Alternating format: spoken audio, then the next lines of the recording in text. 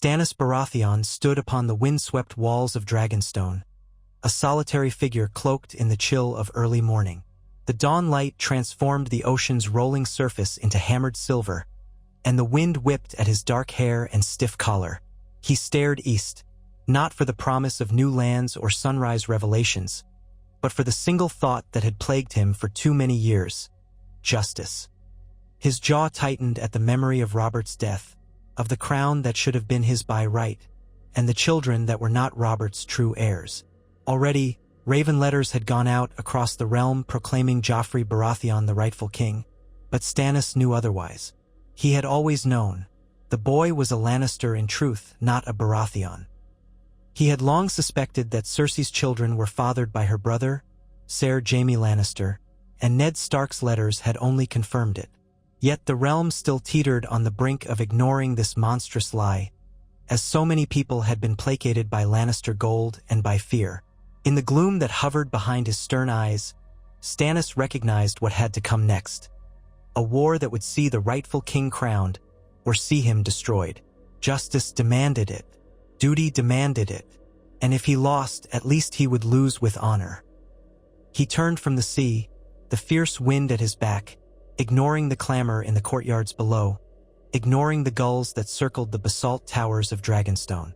Each step down from the windy ramparts echoed in his mind like a tolling bell. War was coming. War that would require gold, ships, and swords, endless swords. The storehouses of Dragonstone carried enough provisions for a siege, but not enough to feed an army. And in gold, Stannis was starved. For too long, Robert had squandered the realm's treasury, and the Lannisters had plugged the leaks with coin from their own vaults, forging a chain of debts that bound the Iron Throne to Casterly Rock. Meanwhile, Stannis, the Lord of Dragonstone, had been cast aside with insufficient resources. It seemed impossible that he, the rightful heir to his brother, might challenge the Lannister stranglehold. Still, a flicker of hope had arrived in the shape of a Braavosi banker.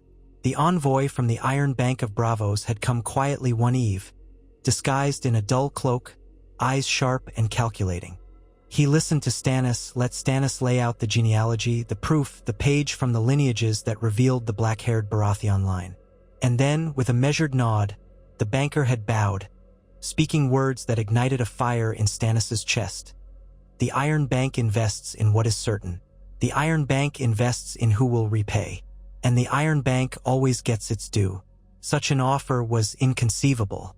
For years, the Crown's finances had been built on taking and deferring huge loans. The Lannisters had served as the primary lenders, overshadowing the Iron Bank. But the Iron Bank, Stannis knew, was never one to accept default.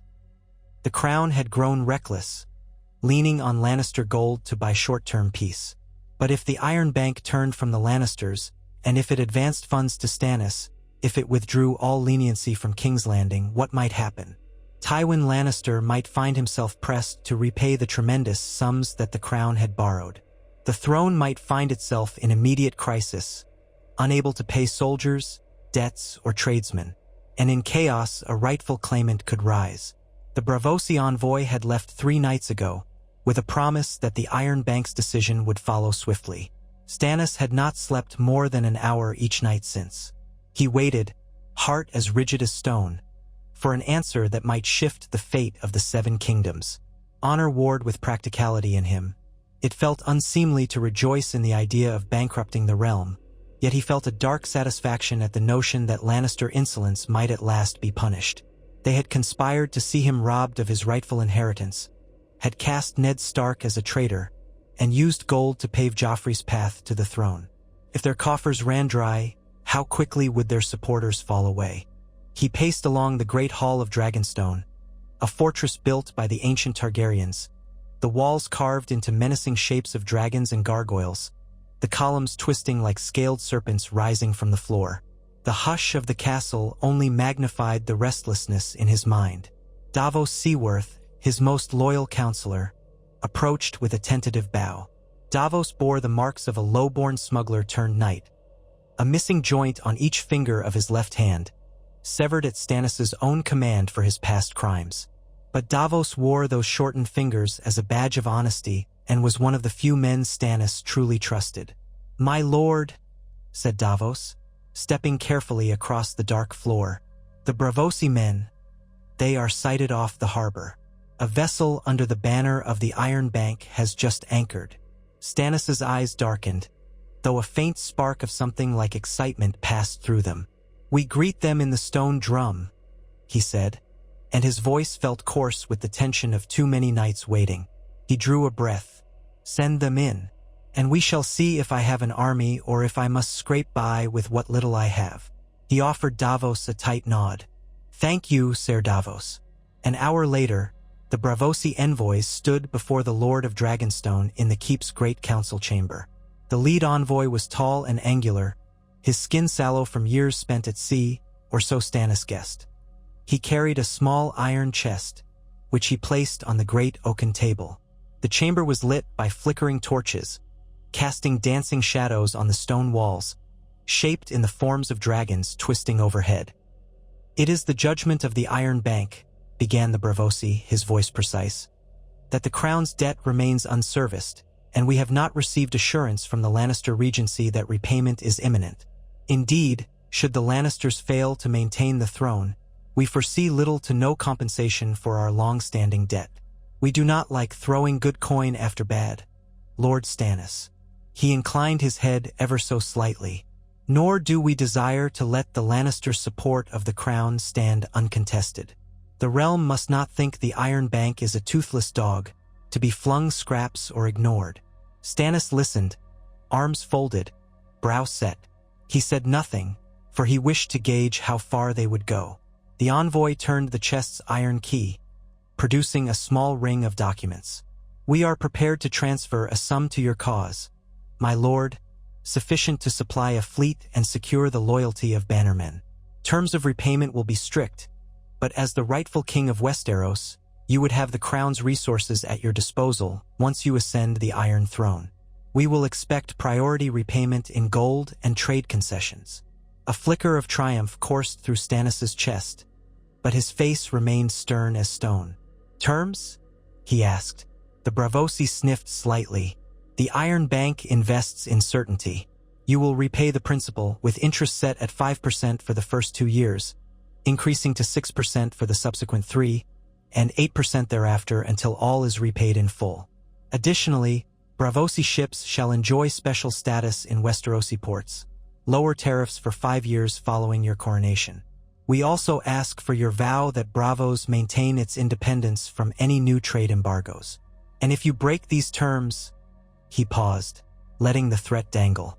"The Iron Bank always collects." Stannis wanted to say that the interest was steep, that the terms were harsh, but he knew too well that beggars cannot negotiate as equals. "Done," he said with a curt nod. "And if I fail, you will have no reason to regret your faith in me. I do not make empty vows, nor do I shirk my debts." The Braavosi studied him for a moment, measuring. "We believe you," he said at last, sliding parchment, quill, and ink toward him. With a final flourish, Stannis Baratheon signed the contract that would forever change the course of the War of the Five Kings. Word of the Iron Bank's decision moved through Braavos and across the narrow sea faster than ravens could fly, carried in the pockets of merchants and whispered in the backrooms of taverns. The first cracks in the Lannister gold facade appeared within a month. There came a demand for immediate repayment from the crown, loans that had been neglected for years, sums that even Tywin Lannister could not produce at the snap of his fingers.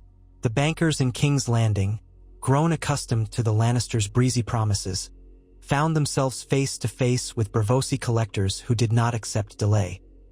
Accounts were closed, credit was denied, and rumors flickered that the Lannisters were struggling to maintain payment to the City Watch and the Crown's Guard. In the Red Keep, Queen Regent Cersei Lannister seethed behind closed doors. The gold that had once seemed endless was now tied up in trade shipments to the Westerlands, or else used to fund the Crown's daily running. Debts she had once intended to roll over or defer were now due, and the Braavosi showed no mercy. Her father, Lord Tywin, was still in the field, forging alliances in the West. With a boy king on the throne, the realm's confidence in the monarchy relied on the Lannister name, and on the impression that their coffers were bottomless. The slightest sign of weakness threatened to blow the entire charade apart. On the throne, Joffrey preened in his gold-embroidered finery, but the cost of spectacle was adding to the crown's debts by the day. The Lannister grip was loosening, even if the realm did not yet realize it. And in those early days, many a merchant quietly refused the Lannisters' promises of payment after the war. The tension in King's Landing grew thick as old sour wine. Food prices soared, wages fell, and the city's small folk whispered that the true king in Dragonstone had found a secret ally. More and more, the rumor spread that Stannis Baratheon was mustering strength, and that a storm was coming for the Red Keep. Within the walls of Dragonstone, Stannis wasted no time. Cogs and galleys, paid for in Braavosi coin, started to arrive at the volcanic island. Men of fortune and sell sails from the narrow sea offered their blades, swayed by the knowledge that Stannis could pay them promptly, and that the Iron Bank was behind him. His ranks grew, though some lords were uncertain, curious if Renly Baratheon might not be a stronger candidate with his youthful charm and the support of the Tyrells. Many had to reconsider once they learned that the Lannisters might soon be unable to pay or protect them. For the first time since Robert's rebellion, Stannis felt the heft of possibility in his hands. He had troops, a fleet, and the means to feed them. Melisandre, the Red Priestess from Ass High, watched all these comings and goings with a fervent gleam in her eyes. She saw Stannis' alliance with Braavos as a sign from the Lord of Light. In her mind, Lawler had opened a door for his chosen champion, providing the gold needed to fulfill his destiny. Though many men distrusted her, unsettled by her foreign god, Stannis did not dismiss her counsel. He was far from devout, yet he found himself drawn to her unwavering certainty that he was meant to rule, and that cosmic justice would be done through him. With her at his side, the war began to take on the flavor of Holy Crusade. Many knights bristled at the notion, but gold quieted complaints, and victory could vindicate all manner of strange alliances. The new war began in earnest when Stannis' fleet set sail from Dragonstone. No longer was he forced to cling to his island fortress and watch helplessly as Renly built alliances or as Tywin Lannister deployed gold and men to crush the Starks in the Riverlands. No, now Stannis could be the aggressor. The sea was his domain, or so he claimed. He had been master of ships under Robert, a proven commander who had survived the siege of Storm's End during the rebellion. And with the new ships from Braavos, he had near 100 vessels to command. His first target was Storm's End, the ancient Baratheon seat that Renly had claimed in defiance of the line of succession. Storm's End's garrison was not large enough to withstand a protracted siege, especially if the rumor was true that many inside the walls were half-hearted in loyalty to Renly. The approach by sea was swift.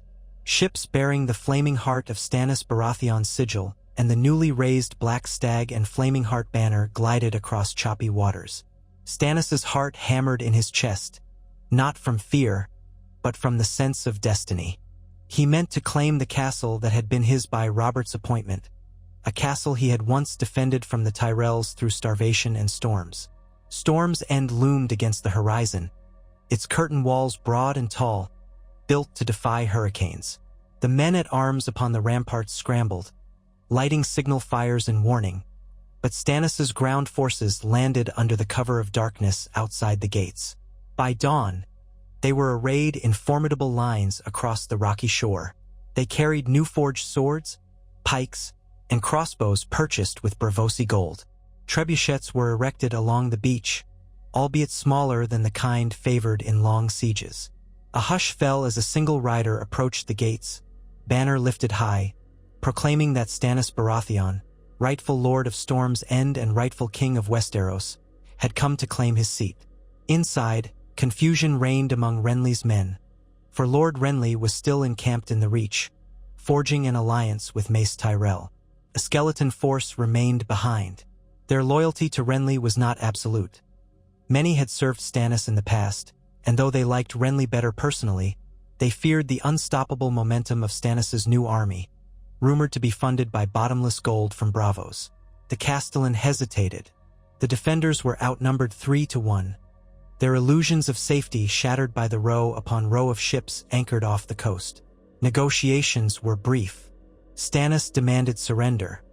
the Castellan demanded proof that Stannis would not punish them for serving Renly. The next day, the gates opened, and the men inside laid down their arms in exchange for amnesty. All of Storm's End was thus taken in a single day, without a pitched battle. Stannis walked the familiar halls with his shoulders squared, remembering the starving days of the rebellion, the onion-laden boat from Davos Seaworth that saved them from death. This time, the storerooms were plentiful, newly stocked by Renly's quartermasters. When Stannis entered the great hall, his footsteps echoed. At the dais, he paused, set his jaw, and sat upon the ancient seat of the Storm Kings. A hush fell among his soldiers, who then cheered, not as loudly as men might cheer for a charming, affable lord, but with a certain grim respect. While Storm's End fell, King's Landing trembled. Littlefinger scurried about the Red Keep, attempting to soothe Master of Coin matters that spiraled with each passing day. The city had grown dependent on the gold that was no longer forthcoming from the Iron Bank. Tywin Lannister, upon hearing that the crown's credit was being recalled, had cursed all the way from his command tent in the Westerlands. He had gold, but it was locked in the mines under Casterly Rock, or in trade caravans that took time to convert into ready coin. Soldiers required pay, and the wolf in the north, Robb Stark, had already inflicted bruising defeats upon the Lannister armies. The Tyrells, once so crucial to repelling Stannis, were now entertaining deals with both Renly and any king who could promise them fortune and advantage.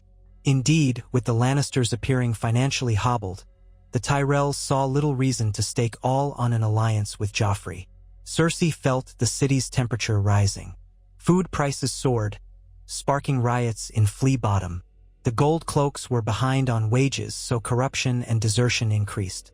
She tried to keep Joffrey in line, but the Boy King responded with tantrums and savage retributions, ordering archers to fire on mobs that demanded bread. The stench of rotting corpses filled the cramped alleys.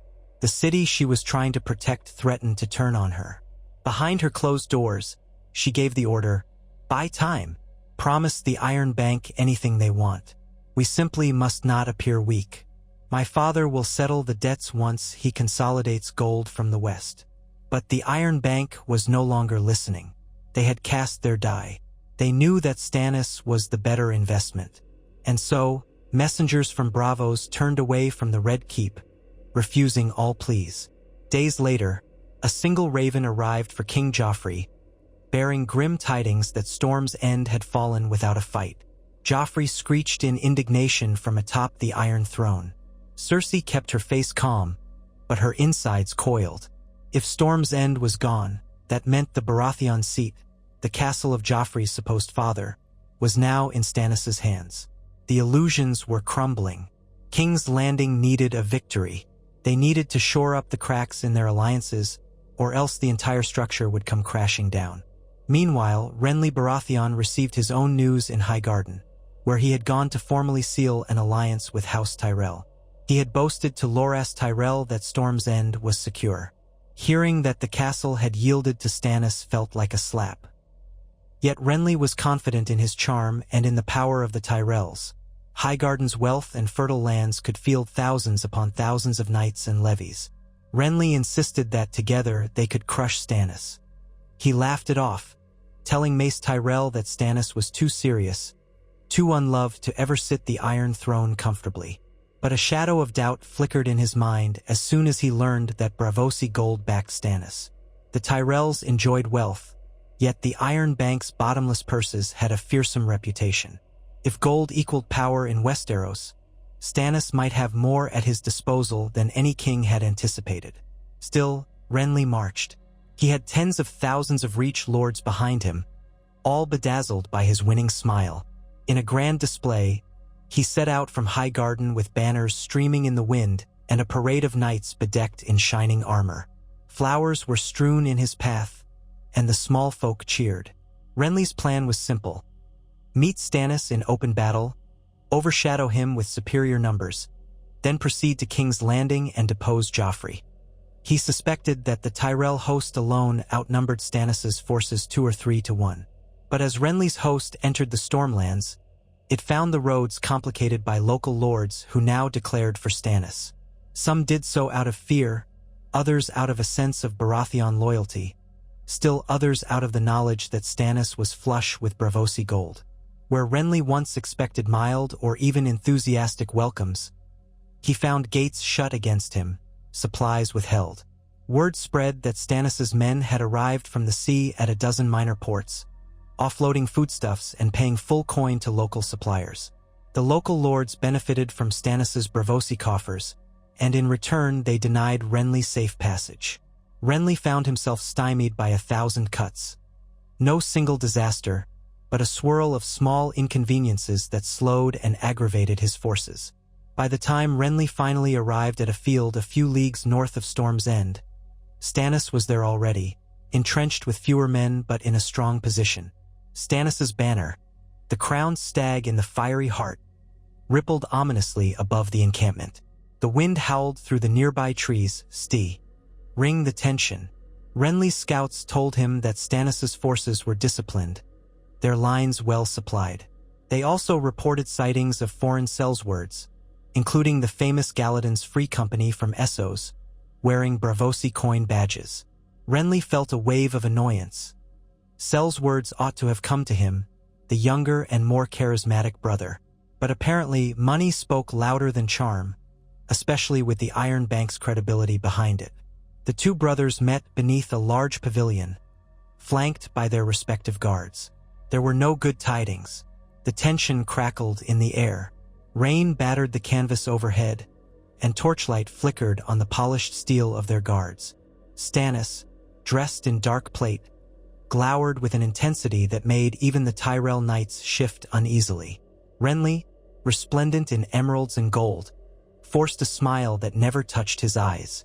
"Brother," Renly began, voice suave, "you know it needn't come to bloodshed. You have your seat at Storm's End. Why not keep it? Bend the knee, and let us present a united front against the Lannisters. You must see that I have the larger army, the backing of the Reach. You speak as though your rightful king is some upstart rebel." Stannis interrupted, voice low. "I am the elder brother. By all the laws of gods and men, the crown is mine. I will not bend the knee to a younger brother playing at kings." Renly's knuckles went white around the stem of his goblet. "I would make you my heir," he said. "Should I die without children? It is a generous offer. The realm loves me, Stannis. You are so very grim, so very unyielding. Perhaps that is what the realm needs in time of war, but it does not win hearts." "I do not require hearts," Stannis said.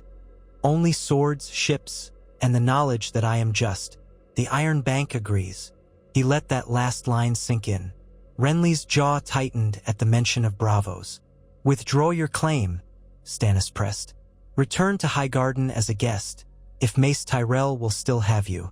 I will name you Lord Paramount of the Stormlands if you do not stand in my way. But if you insist on continuing this folly, you will be another usurper to crush." Renly's eyes flickered. "Brother, you cannot hope to fight a host this size. We outnumber you thrice over." "Numbers," Stannis said, as though the word tasted sour. "We shall see how many truly stand with you when the gold runs dry. And I think it shall run dry quite soon for those who defy the Iron Bank." Renly's anger flared, and he set aside any last attempts at reconciliation. "Then we meet on the battlefield at dawn, brother. I promise. I will not let you slink back to your fortress once you see the full might of the Tyrell knights." They parted, the air brimming with animosity. That night, in the driving rain, both camps made ready for war. Yet as dawn broke, gray and miserable, the Tyrell lines found themselves afflicted by desertion from a surprising quarter. It was not en masse, but small companies of mercenaries who had signed on for Renly's gold now learned that Braavos was paying more. Rumors abounded that Stannis's quartermasters were distributing a daily coin bonus. A few lesser lords, never fully comfortable with backing Renly, quietly marched away in the night, refusing to fight against the elder Baratheon. And with each man that slipped away, the morale in Renly's camp frayed. Still, even with these trickles of desertion, Renly enjoyed a clear numerical advantage. The battlefield near Storm's End would be a test of resolve. Trumpets sounded in the rainy gloom as lines of men advanced. Stannis' vanguard, led by Ser Davos Seaworth and other loyal knights, formed into bristling ranks of spears, while archers rained arrows on the Tyrell cavalry. Renly's shining knights, draped in flower sigils, pounded across the muddy ground, smashing into Stannis' lines, hoping to break them. But Stannis' lines held, bolstered by Sellswords who fought ferociously for the coin they had been promised, and by men of the Stormlands who remembered Stannis' defense of Storm's end in Robert's rebellion. As the day wore on, the initial shock of Renly's cavalry charge gave way to a grinding, vicious melee. The mud claimed many a horse. The Tyrell foot soldiers advanced in bright, well-ordered columns, only to meet the withering arrow fire that Stannis had arranged on the flanks. Then came a furious push by the Stag's men, driving the Tyrell lines back. Renly himself led a contingent of heavy cavalry in a flanking maneuver, attempting to circle around the left. In the swirling rain, he nearly broke through to where Stannis stood in command, the Red Priestess Melisandre at his side. But at the critical moment, a company of Braavosi Sellsails, fighting on foot, charged Renly's cavalry from the side. Horns blared. Renly's horse fell, entangled in mud and wounded men. He was forced to scramble free, battered and furious. His shining armor was splattered with muck, and he lost sight of Loras in the chaos. Stannis watched the battlefield with a cold, steady gaze, Melisandre at his shoulder whispering about the Lord of Light's favor. Perhaps her presence was a morale booster, or perhaps the Iron Bank's gold had already worked the real magic, ensuring that Stannis could field a disciplined, well-paid force. Either way, the day's tide slowly, painfully, turned his way. The Tyrell lines, dispirited, withdrew, reformed, and charged again, but it was half-hearted. Doubt gnawed at them. Confusion reigned in the ranks as contradictory orders spread. Some men refused to follow them, cursing that the Tyrells had led them into a quagmire for a second son's vanity. Renly had no choice but to order a general retreat before he lost his entire army. The cost in men was already staggering. Stannis did not pursue with cavalry. He did not have enough to risk a reckless chase, but he rained arrows upon the retreating host. Renly escaped, but thousands of his soldiers were captured, many willingly laying down arms rather than continue fighting. Stannis, though weary, had won a major victory. The news raced across the realm. Stannis Baratheon had seized Storm's End without bloodshed, and then bested Renly in open battle just outside the castle. More and more lords concluded that the older Baratheon brother was not to be trifled with. The money from Braavos had outfitted and maintained an army that could match or, in some cases, exceed the strength of traditional houses. And what of the Lannisters in King's Landing? By that time, Tywin was engaged in a desperate scramble to gather gold from the west, forced to leave the war in the Riverlands to his generals. Rumors said that the mines were not yielding as much as they once had, that veins were running dry. If that was true, then the Lannisters faced a catastrophic shortfall in the near future. Within a fortnight of his victory, Stannis consolidated the Stormlands, accepting the fealty of its lords. He promised them stable pay for their men, guaranteed by Braavosi coin. Some chafed at being indebted to a foreign bank, but all recognized the practicality. If Stannis won, they would prosper. If he lost, well, the realm would be in tatters anyway. They at least knew Stannis had enough gold to feed and arm them. Renly licked his wounds in Bitterbridge, hastily forging new plans with Mace Tyrell. But the seeds of doubt had been sown.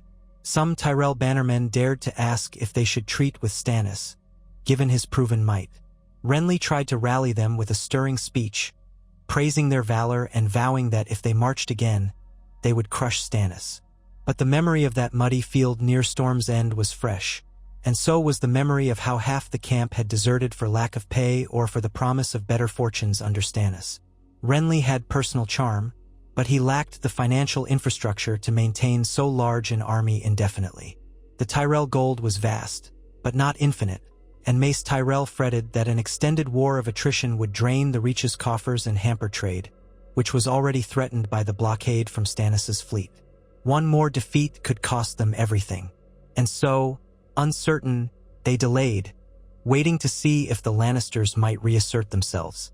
King's Landing was a cauldron. Riots broke out as bread grew scarce. Cersei watched from a red keep balcony, her face pale, as the gold cloaks battered starving peasants in the streets below. Fear gnawed at the nobles in the city. Many quietly sent their families elsewhere. Peter Baelish, in a desperate attempt to salvage the crown's finances, tried to broker a new loan from wealthy magisters in Pentos or Myr, but none wished to cross the Iron Bank. The crown's once limitless credit was, for the moment, worthless. Soldiers in the Red Keep whispered that half their wages were in arrears. The stench of conspiracy was thick. Even the Kingsguard, sworn to protect Joffrey, was ill at ease. Meanwhile, Joffrey's cruelty increased, as if punishing the city would quell its unrest.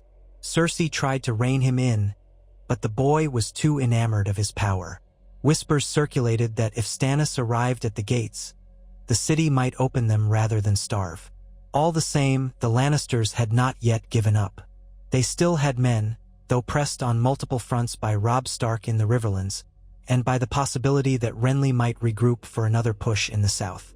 Tywin Lannister sent urgent summons for bannermen, calling them to reinforce King's Landing. He also arranged for wagons of gold from the western hills, scraping together whatever could be found, but it was slow going, and word had spread that the Lannister mines might not be as flush as they used to be. As if to confirm these suspicions, a bold maneuver by Stannis' Braavosi-funded fleet near the Blackwater Bay further rattled the capital. He did not yet attempt a full siege. His forces were not quite large enough to risk assaulting the city's formidable walls. Instead, Stannis used his ships to raid and blockade, capturing merchant vessels bound for King's Landing. Instead of sinking these ships, he paid their captains for the cargo, Braavosi coin again, then let them go with a warning not to return to the city. In doing so, he cut the city's supply lines, and also left the merchant captains well-disposed toward him. More goods for Stannis, less for King's Landing. The city sank further into desperation. Then arrived a moment that changed the entire game. Tywin Lannister, forced to choose between engaging Robb Stark in the west or racing to relieve King's Landing, chose King's Landing. He marched east with his main army, leaving only a token force under Ser Gregor Clegane in the Riverlands. The young wolf, Robb Stark, seized the opportunity to retake key fortresses and push the Lannister line back. These were humiliating reversals for House Lannister, and with each reversal, more lords outside the Westerlands began to question the wisdom of a Lannister alliance. Finally, Stannis saw his chance. He called his banners and marched north, leaving Storm's End guarded, while Melisandre proclaimed that the Lord of Light would triumph over all false kings. News reached Renly at Bitterbridge that Stannis was on the move, and that King's Landing might fall if no one intervened. Here was the perfect moment for Renly to either attempt to intercept Stannis or ally with him to dethrone Joffrey. But pride still burned in Renly's heart. He wanted the throne for himself, not to be overshadowed by his older, far grimmer brother. Still, the pragmatists among the Tyrells argued that if Stannis took King's Landing, he would be unstoppable. Better to salvage their position by forging a deal now. They might demand that Margaery Tyrell become Stannis' queen, or at least secure favorable terms. Some suggested that if they arrived at King's Landing at the same time, they could overshadow Stannis, or even betray him at a crucial moment. Renly vacillated, uncertain how best to secure his claim, and so they hesitated too long. Stannis' approach to King's Landing was swift. The men-at-arms from the Stormlands marched in tight columns, their supply lines secure thanks to Braavosi gold paying for local provisions. On the waters, Stannis' fleet blockaded the Blackwater Rush. The city's defenders scrambled to mount every available trebuchet and scorpion along the walls, to fill the moat with sharpened stakes. Joffrey, from atop the battlements, sneered at the foe, unaware how precarious his situation truly was. On the day Stannis' banners appeared across the Blackwater, Cersei tried one last time to rally the city. She stood in the throne room, flanked by Joffrey, the boy's gold crown seeming to weigh heavy on his brow. She promised the soldiers that the crown would soon pay their back wages with Lannister gold. Some shouted in anger, saying, Where is the gold now? Why not pay us yet? The hush that followed was heavy with resentment. Cersei's eyes flashed, and the meeting ended in acrimony. When the siege began, Stannis ringed the southern side of King's Landing from the Blackwater to the Gate of the Gods, though his forces did not encircle it entirely. He lacked the sheer manpower for a full encirclement, but his blockade of the river was tight. Within the city, hunger gnawed at the small folk. Riots blossomed again. Joffrey ordered archers to shoot freely into the crowd, and that unleashed a wave of terror. Less than a week into the siege, a group of gold cloaks mutinied. They killed their officers in the barracks near Flea Bottom and tried to open one of the postern gates to Stannis. The attempt failed when Lannister loyal guards discovered them in time. But the message was clear. King's Landing was a powder keg. Any day, a gate might open from the inside. If and when that happened, Stannis' forces would pour in. In the Red Keep, the council was frantic. Cersei demanded that Varys produce some cunning trick, but the spider only widened his eyes and murmured that cunning required resources. Qyburn, newly taken into service after Pycelle's failings, whispered about alchemical or dark solutions, but nothing was done in time. Tywin and his host were still days away, harried by outriders from the Reach who might or might not be acting at Renly's command. It was chaos, confusion, and despair. Ultimately, the city fell not in a glorious battle, but in a night of betrayal. A portion of the city watch decided to side with Stannis in exchange for gold, promised by envoys who had slipped into the city in the guise of merchants. Late in the night, the mud gate was opened, and 3 columns of Stannis' infantry poured in. Though the Lannister soldiers in the city put up resistance, they were ill-organized, demoralized, and behind on pay. The gold cloaks barely fought. The small folk, sick of tyranny and hungry for bread, neither helped nor hindered Stannis' troops. Some even cheered at the notion that a new king might feed them. The Red Keep itself was the last stand. A few thousand Lannister men guarded its high walls. Joffrey cowered inside, while Cersei drank wine and debated whether to flee or to fight. In the end, flight proved impossible. The major gates were blocked by Stannis' men, and the secret tunnels were rumored to be compromised. There was nothing to do but barricade the keep and hope Tywin arrived. He did not. When dawn broke, Stannis' men battered down the portcullis of the Red Keep's outer yard. Fighting raged among the red stone corridors. The Kingsguard made a desperate stand in the throne room, white cloaks swirling in the dim torchlight. A final knot of Lannister loyalists tried to protect Joffrey, who shrieked commands to kill them all. But the Braavosi cell's words took the throne room by storm. Blades rang out, men died shouting curses, and finally, the Kingsguard laid down arms. The boy king, tearful and wide-eyed, was seized. Cersei Lannister was discovered in her chambers, trembling with fury, kneeling over a glass of wine. When the soldiers dragged her before Stannis, she spat curses and tried to scratch at his face. He regarded her with cold contempt. He would not strike her, but neither would he show mercy if she was proven guilty of treason. And so, Stannis Baratheon walked beneath the tall arches of the throne room, a swirl of smoke from the fires of battle hanging in the air. Blood stained the marble floors. The great iron throne rose before him, forged of 1,000 swords. It glinted in the torchlight, a monstrous seat that seemed half throne, half weapon. For a moment, Stannis paused. He recalled Robert's wasted years on that throne, the illusions of Cersei's brood, the debts incurred that might have ruined the realm. But now everything had changed.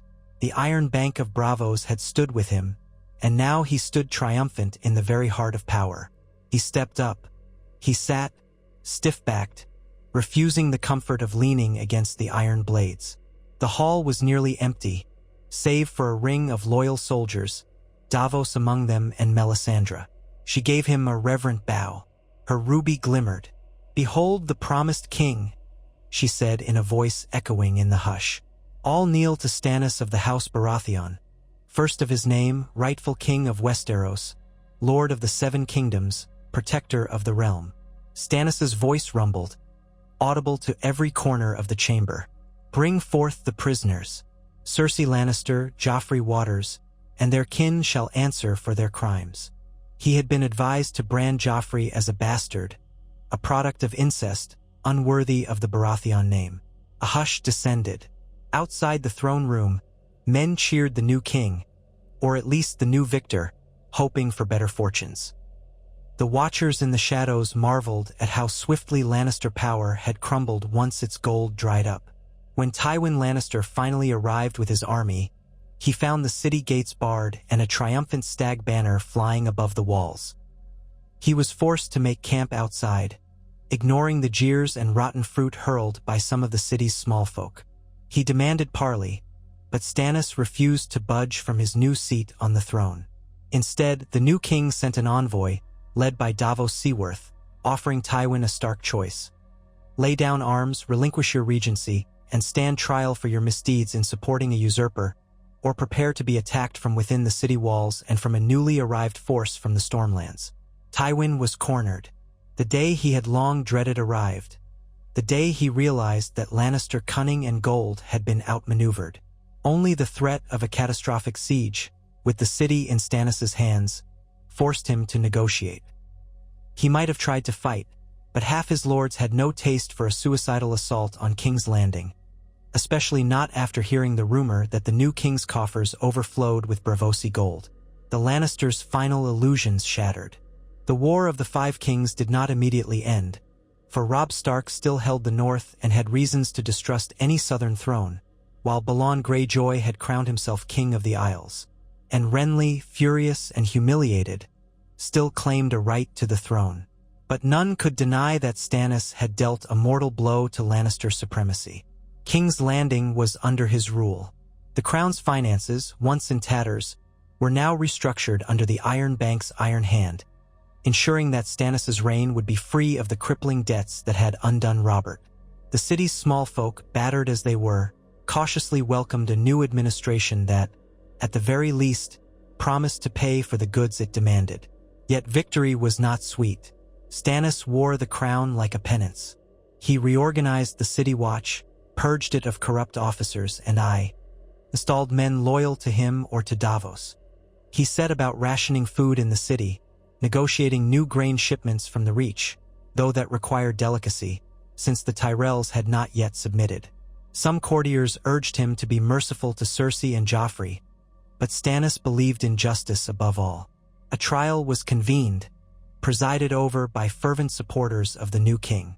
Joffrey's parentage was laid bare, Ned Stark's letters produced.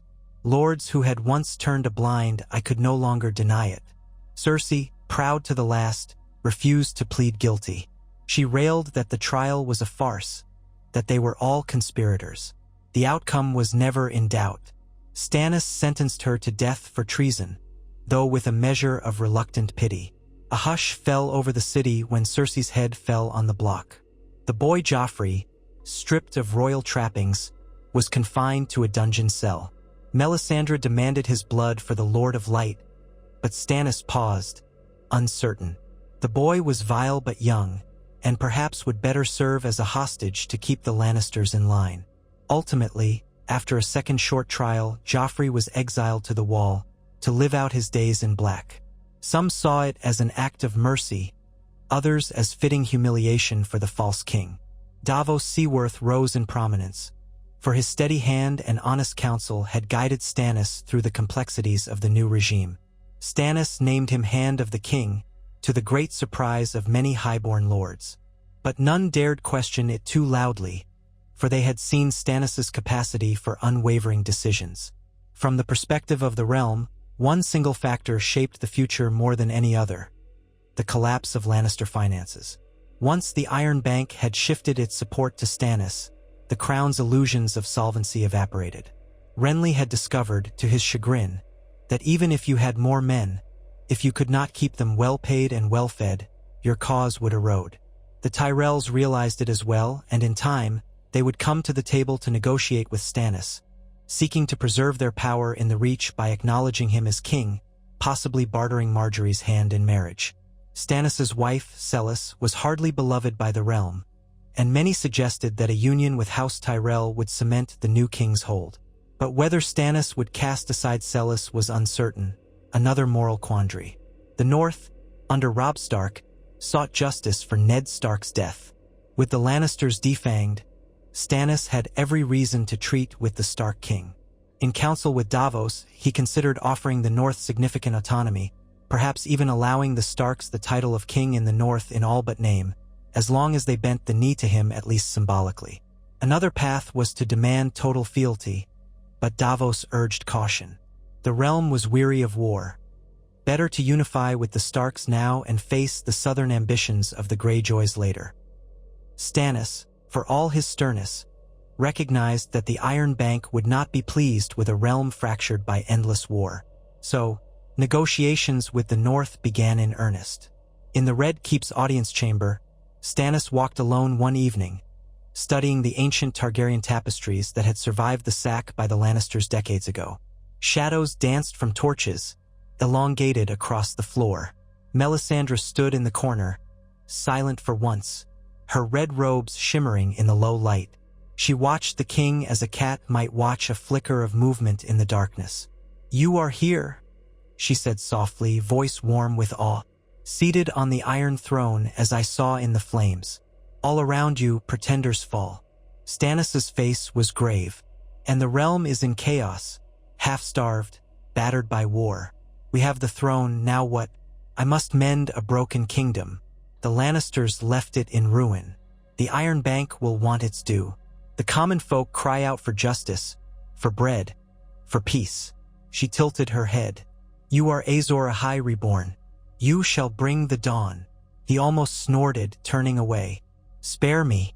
I am just a man, forced by duty to take this burden. If I could trust another to do what must be done, perhaps I would pass it on." He sighed, looking over at her. "But there is no one else, is there?" "No," Melisandre murmured. "Not for this.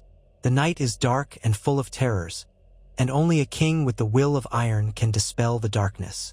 Stannis shook his head, half in acceptance, half in exasperation. "Very well. Then we shall see this through. Send word to the Tyrells. We will negotiate, and dispatch envoys to the Vale. They cannot remain neutral forever."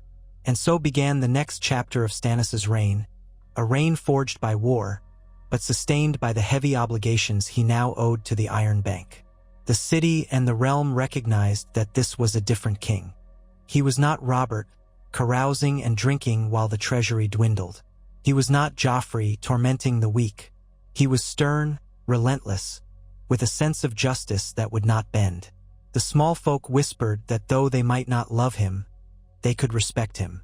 And in time, as the wheels of governance began to turn, grain prices stabilized, corruption was punished. Some even found themselves grateful. Peace or a semblance of it might be possible. In the Westerlands, the Lannisters retreated to Casterly Rock, nursing their wounds. Tywin's once unbreakable legacy lay in tatters. Jaime was still missing in the Riverlands, taken captive by Robb Stark. Tyrion, who had once tried to manage the city, was rumored to have fled or been captured. The red and gold lion banners flew over fewer lords' keeps each day, as the stink of defeat turned allied houses away. In the south, Renly sulked with the Tyrells, trying to salvage his dream of being a beloved king. But his support steadily eroded as Mace Tyrell entered negotiations with Stannis, seeking to preserve House Tyrell's privileges. A second Baratheon war felt fruitless. As for Balon Greyjoy, his opportunistic raids along the northern coast earned him the enmity of both Stannis and Robb Stark, forging an unlikely alliance between King's Landing and Winterfell.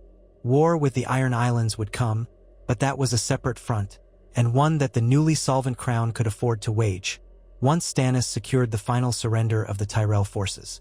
The war was not over, but the decisive shift had happened. The Iron Bank's choice to back Stannis from the start had collapsed Lannister finances, unraveling the crown's illusions. The Golden Lion had roared for years, but faced with the cold math of debt and the unstoppable logic of Braavosi bankers, House Lannister's roar fell to a whimper. The small folk of King's Landing, once terrorized by the madness of Joffrey, woke each day to find that the streets were slowly being cleaned of corpses, that the Watch no longer took bribes as openly, and that the new king demanded strict justice. Some who had once thrown scorn upon the mannish face of Stannis Baratheon began to wonder if, in the end, a king who served justice without preference might be exactly what the realm needed. In the darkest corners of taverns, men whispered about the true test to come. Winter was looming, the undead threat beyond the wall rumored. But in the more immediate sense, the realm's politics had been turned inside out. And all because a single shift of gold from the Iron Bank had begun a chain reaction that unseated the Lannisters and crowned Stannis Baratheon. "The Iron Bank will have its due," went the old Braavosi saying, but seldom had it rung so loudly as on this day, when the entire shape of the Seven Kingdoms was changed by that unyielding fact. High atop the steps of the Great September of Baelor, Stannis received the city's leading nobles who swore fealty one by one. Hundreds looked on in hushed awe. The faith was uncertain about him. He had brought the Red Woman, after all. But Stannis assured them that he would not uproot the faith of the Seven, so long as it did not interfere with his rule. He knelt in a gesture of solemn courtesy before the High Septon, then rose, crowned in black iron set with a single burning ruby. The official words were said. "May the Father judge him justly, may the warrior guide his sword, may the smith strengthen his hand." The Septon's voice quavered in the stillness. A smattering of applause arose at the conclusion, though it was far from the thunderous cheers that might have greeted a more popular king. But Stannis did not need cheers. He needed order. He needed loyalty. In the crowd, men sized him up, trying to decide if he would be harsh or fair. They saw the flinty glint in his eyes and decided not to challenge him. Somewhere in the city, red-robed priests kindled new altars to Lawler, chanting that a new age was dawning. In the crown's vaults, now carefully overseen by a new master of coin, a Braavosi-approved functionary, ledgers were updated and tallies made. Old Lannister debts were carefully recorded, as Stannis wished to see them settled fairly, if possible.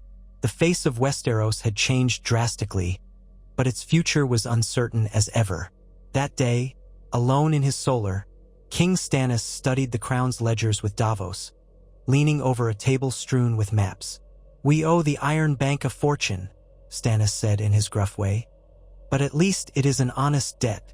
We'll pay it off by restoring trade, by forging alliances, by ensuring the realm is well governed." Braavos nodded, though he frowned slightly. "A large task, Your Grace. The realm has known too many broken vows, too many illusions. But I have faith in your justice." Stannis let out a breath, a rare moment of weary honesty flickering across his face. "I must succeed, Braavos. If I fail now, the realm falls into anarchy, and the Iron Bank will cast me aside, just as they did the Lannisters. And then we would be lost."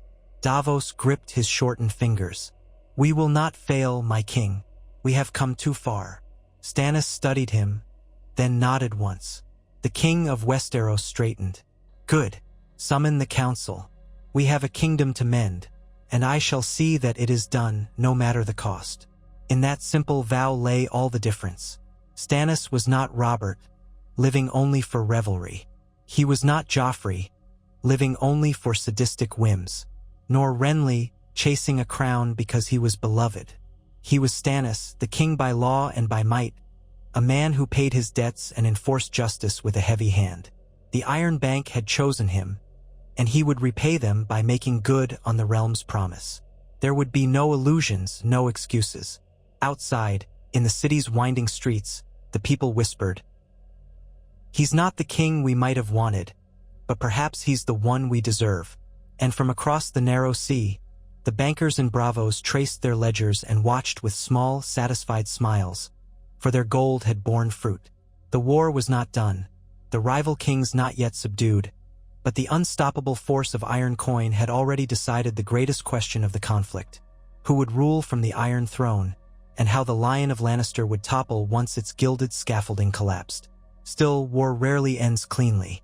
The Riverlands burned as remnants of Lannister forces clashed with Robb Stark. The Tyrells debated their final move.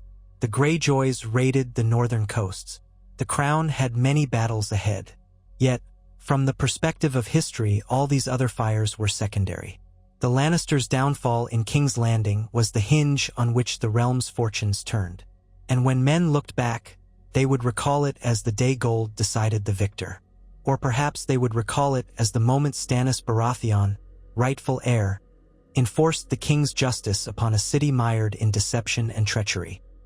However they told the tale, the truth was simple. The Iron Bank had spoken, and with that, the realm was reshaped. Stannis' reign began under a somber sky, with crows circling the Red Keep's towers, picking at the remains of the final day's battle.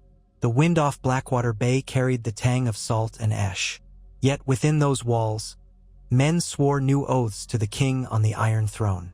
1,000 ravens took wing from the rookery, bearing the news to every corner of the realm.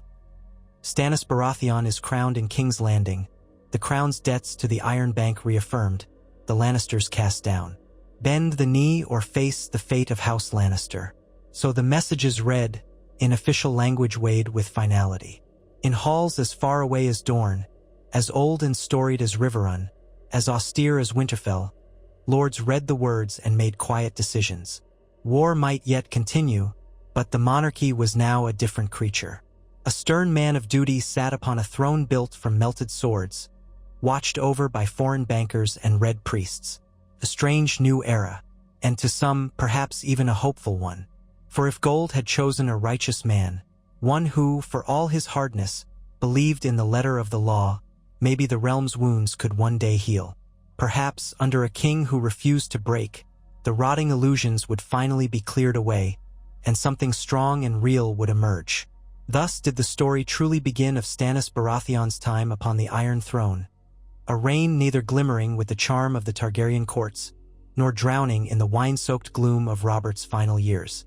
It was an age of discipline, justice, and relentless will, and it all hinged on that single monumental question. What if the Iron Bank had supported Stannis Baratheon from the start, leaving the Lannisters' hollow gold to crumble into dust? Indeed, it did crumble, and Westeros would never be the same. In the weeks following Stannis Baratheon's coronation in King's Landing, the Red Keep gradually settled into a grim, methodical rhythm under its new master. The small folk of the city discovered that while Stannis did not dazzle them with feasts or celebrations, neither did he turn a deaf ear to their pleas. A formal council was convened, with King Stannis seated at the Iron Throne. His posture stiff, his eyes cold, his presence as unwavering as the steel beneath him. By his side was Hand of the King Davos Seaworth, who stood uncomfortably in fine raiment, still looking more a weathered sea captain than a grand lord. Arrayed around them were a handful of knights and lords who had pledged their blades to Stannis early on, as well as the watchers from Braavos, an emissary of the Iron Bank, discreet yet attentive, with half-lidded eyes that missed nothing. One of the first orders of business was the matter of the city's starving populace. Looting and riots had quieted after the final assault, but half of King's Landing still reeled from the chaos, its granaries depleted. Stannis took counsel with Davos on how best to restore order. Winter was drawing closer, though no one knew quite how harsh it would be, and shipments of grain from the Reach had yet to flow. That very morning, a delegation of Tyrell envoys had arrived outside the city gates, under a banner of truce, seeking to negotiate terms. Stannis demanded they be brought into the Red Keep's throne room. The Tyrell men, wearing cloaks of green and gold, walked past the scorched and shattered doors that still bore the scars from the battle. They bowed low, if a bit reluctantly, before Stannis, who stared down at them with his gloved hands clenched on the arms of the throne. The Tyrell sigil of a golden rose looked almost delicate in this hall of iron, while Stannis's new sigil, a crowned stag within the fiery heart, hung from a massive banner behind the throne, its colors deep crimson and black. The air was tense. One of the Tyrell envoys cleared his throat. "Your Grace," he said, "I come on behalf of Lord Mace Tyrell, Defender of the Marches, Warden of the South, to discuss peace. We grieve the conflict among the Baratheon brothers, which has caused needless suffering. Lord Renly remains in Bitterbridge, but the Rose stands ready to." Stannis's voice cut through like the slash of a sword. "Your lord's titles are not recognized by me until we have a settlement. Lord Mace Tyrell conspired with my younger brother to usurp the throne. Even so, I recognize that the reach is vital to the realm. Speak your terms quickly." The envoy swallowed, glancing at Braavos, who stood quietly to one side. It was difficult to read the hand's expression. "His lordship hopes to avoid further bloodshed, your grace. He desires a reconciliation. You are the king now in King's Landing, that much is plain to all. Yet Lord Renly is of your blood, and many knights of the Reach feel loyalty to him. If a suitable arrangement could be made, perhaps a betrothal that unites the Baratheons with House Tyrell, then we might all stand together against the threats that loom." Melisandre, who stood near the dais in her scarlet robes, regarded the Tyrell men with a faintly intrigued expression. She wore a shining ruby on her neck that glimmered whenever she took a breath. Stannis shifted on the throne. A betrothal was hardly surprising. Many whispered that Mace Tyrell would try to marry his daughter Margaery to one Baratheon or another, securing the Reach's hold on the throne. Back when Robert was alive and Joffrey enthroned, the Tyrells had hinted at wedding Margaery to the Boy King. Then, Renly had declared Margaery his queen. Now they offered her again, presumably to Stannis. It was a path to peace, yet it came with moral complexities. Stannis had a wife, Celis Florent, a stern woman who was not well loved by the court but was his lawful spouse nonetheless. The envoy continued, "In addition, we ask that all charges against the Tyrell bannermen be dropped in recognition of their misguided loyalty to Lord Renly. In return, we will open the granaries of the Reach, ensure safe passage for food, and recognize you as king." Silence stretched in the throne room. Some among Stannis's retinue scowled at such demands, believing the Tyrells had no right to stand on ceremony. But Stannis merely let his gaze rake over them. A muscle in his jaw tensed. He was a man bound by law and oaths.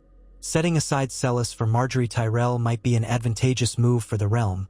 Yet how would it look if a king who prized justice tossed aside his lawful wife to appease southern lords? Additionally, the Tyrells had raised arms against him. He had spilt blood in that muddy field near Storm's End.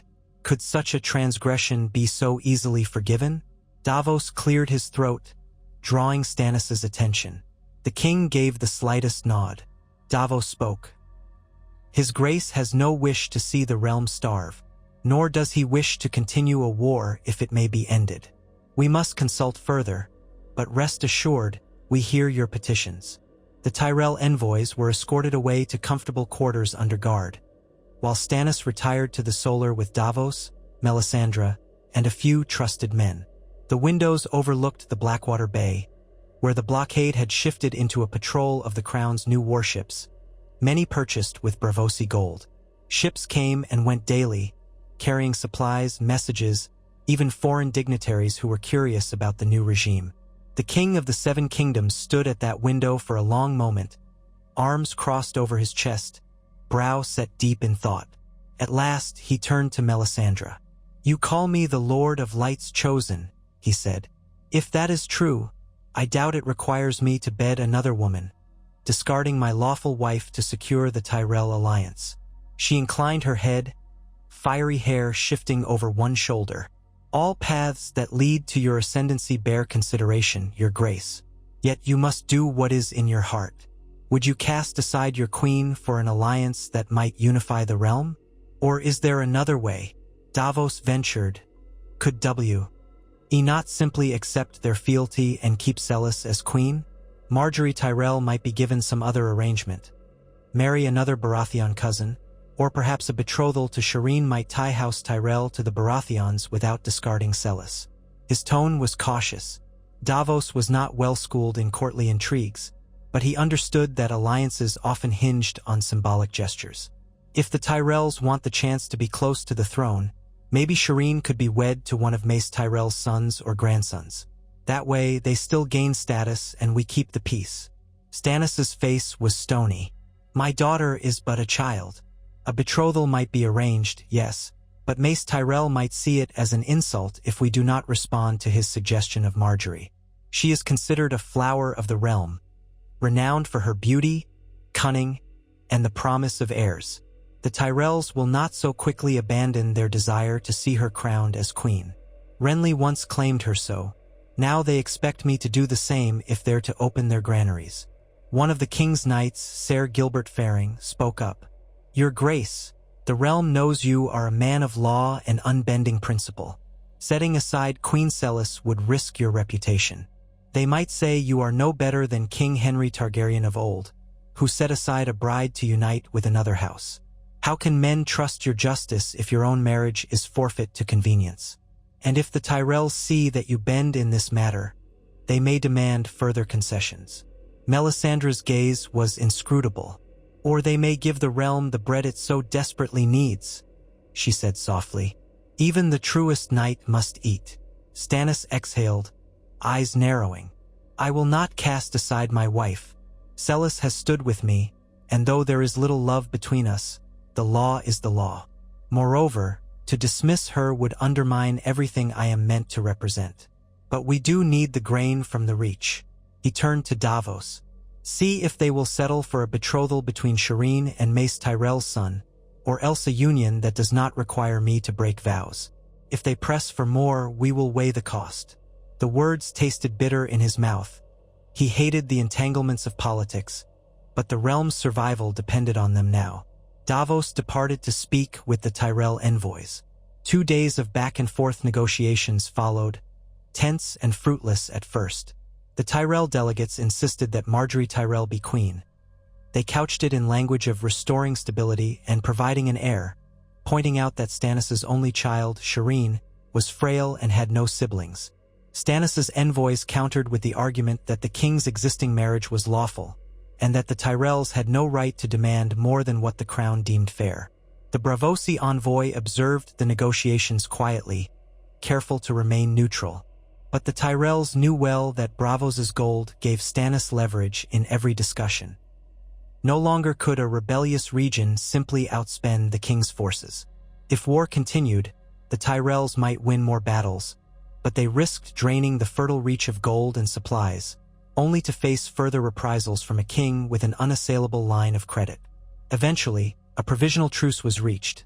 The Tyrells would cease hostilities, deliver grain shipments to King's Landing, and in return, the crown would grant them amnesty and restore their positions, while also betrothing Princess Shireen to Willis Tyrell, Mace Tyrell's eldest son. The actual wedding would be years away.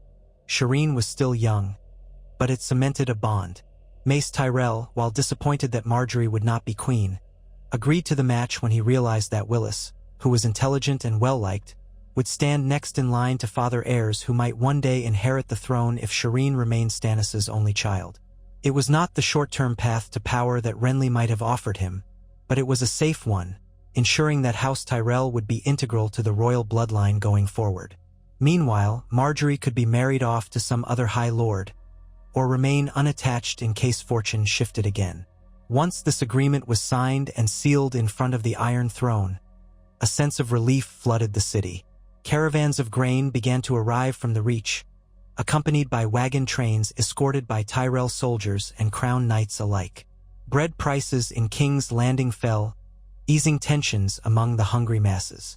Stannis permitted the Tyrell envoys to tour the city's markets, an unspoken signal that the crown now welcomed trade and commerce.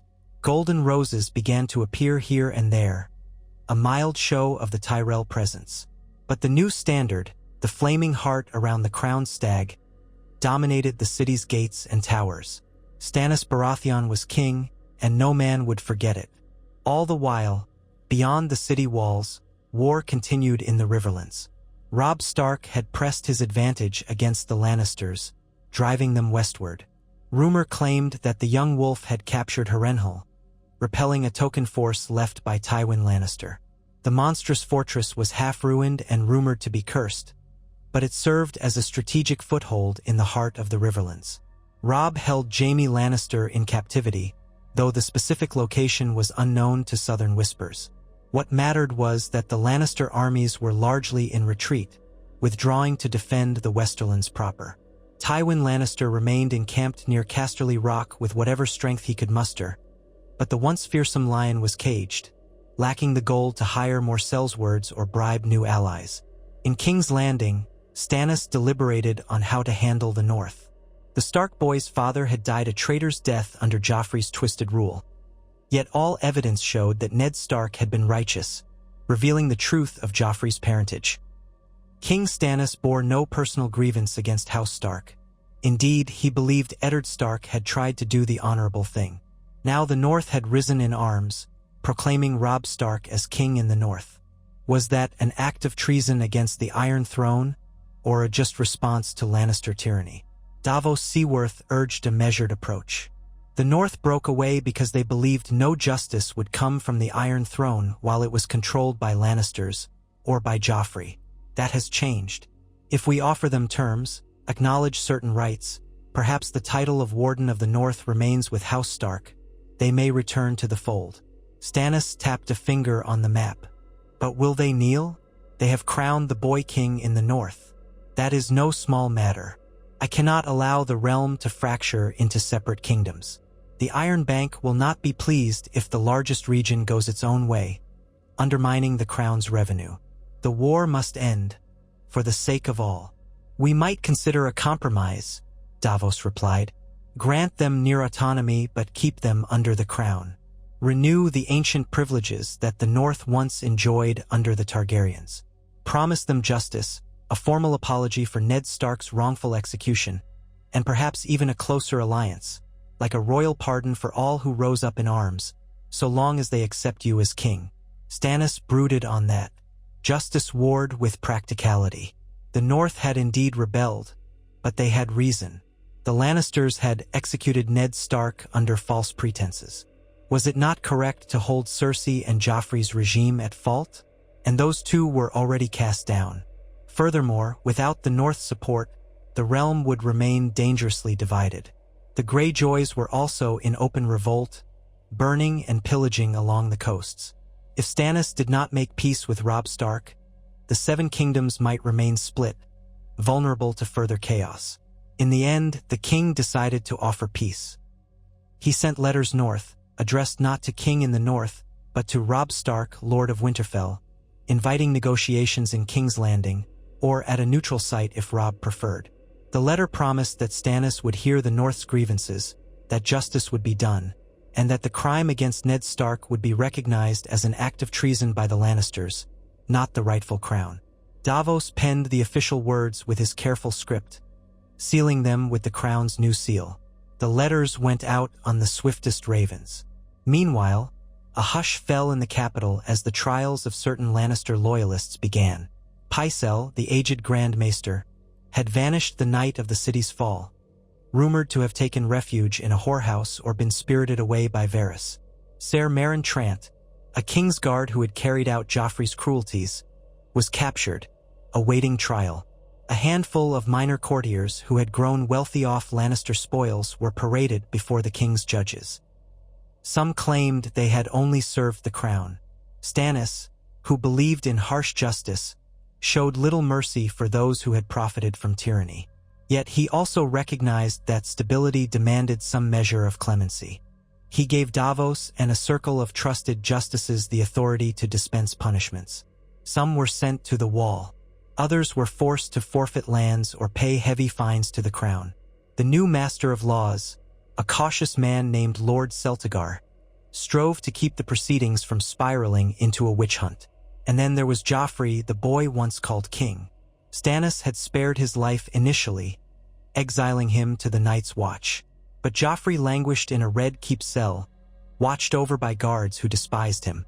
Every day, there were rumors that Stannis might change his mind, or that Joffrey might attempt escape. Neither happened.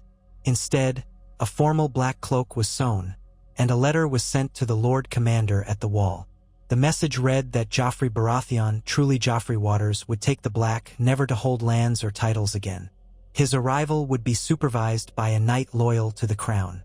The realm waited, half in shock, half in grim satisfaction, to see the boy king marched off to a lifetime of penance on the wall. Perhaps it was justice.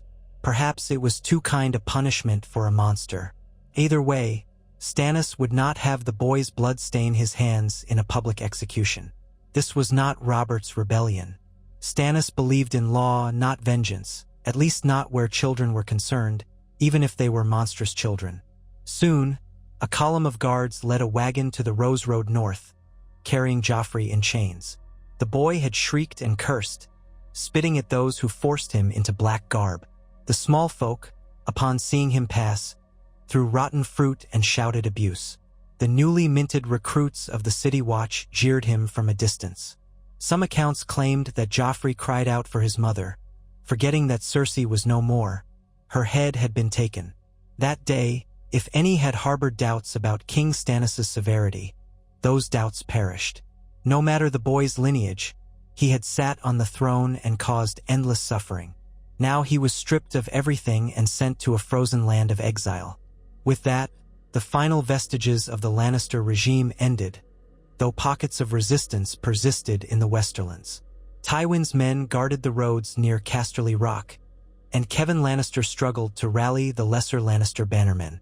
The Golden Lion banners still flew over some castles.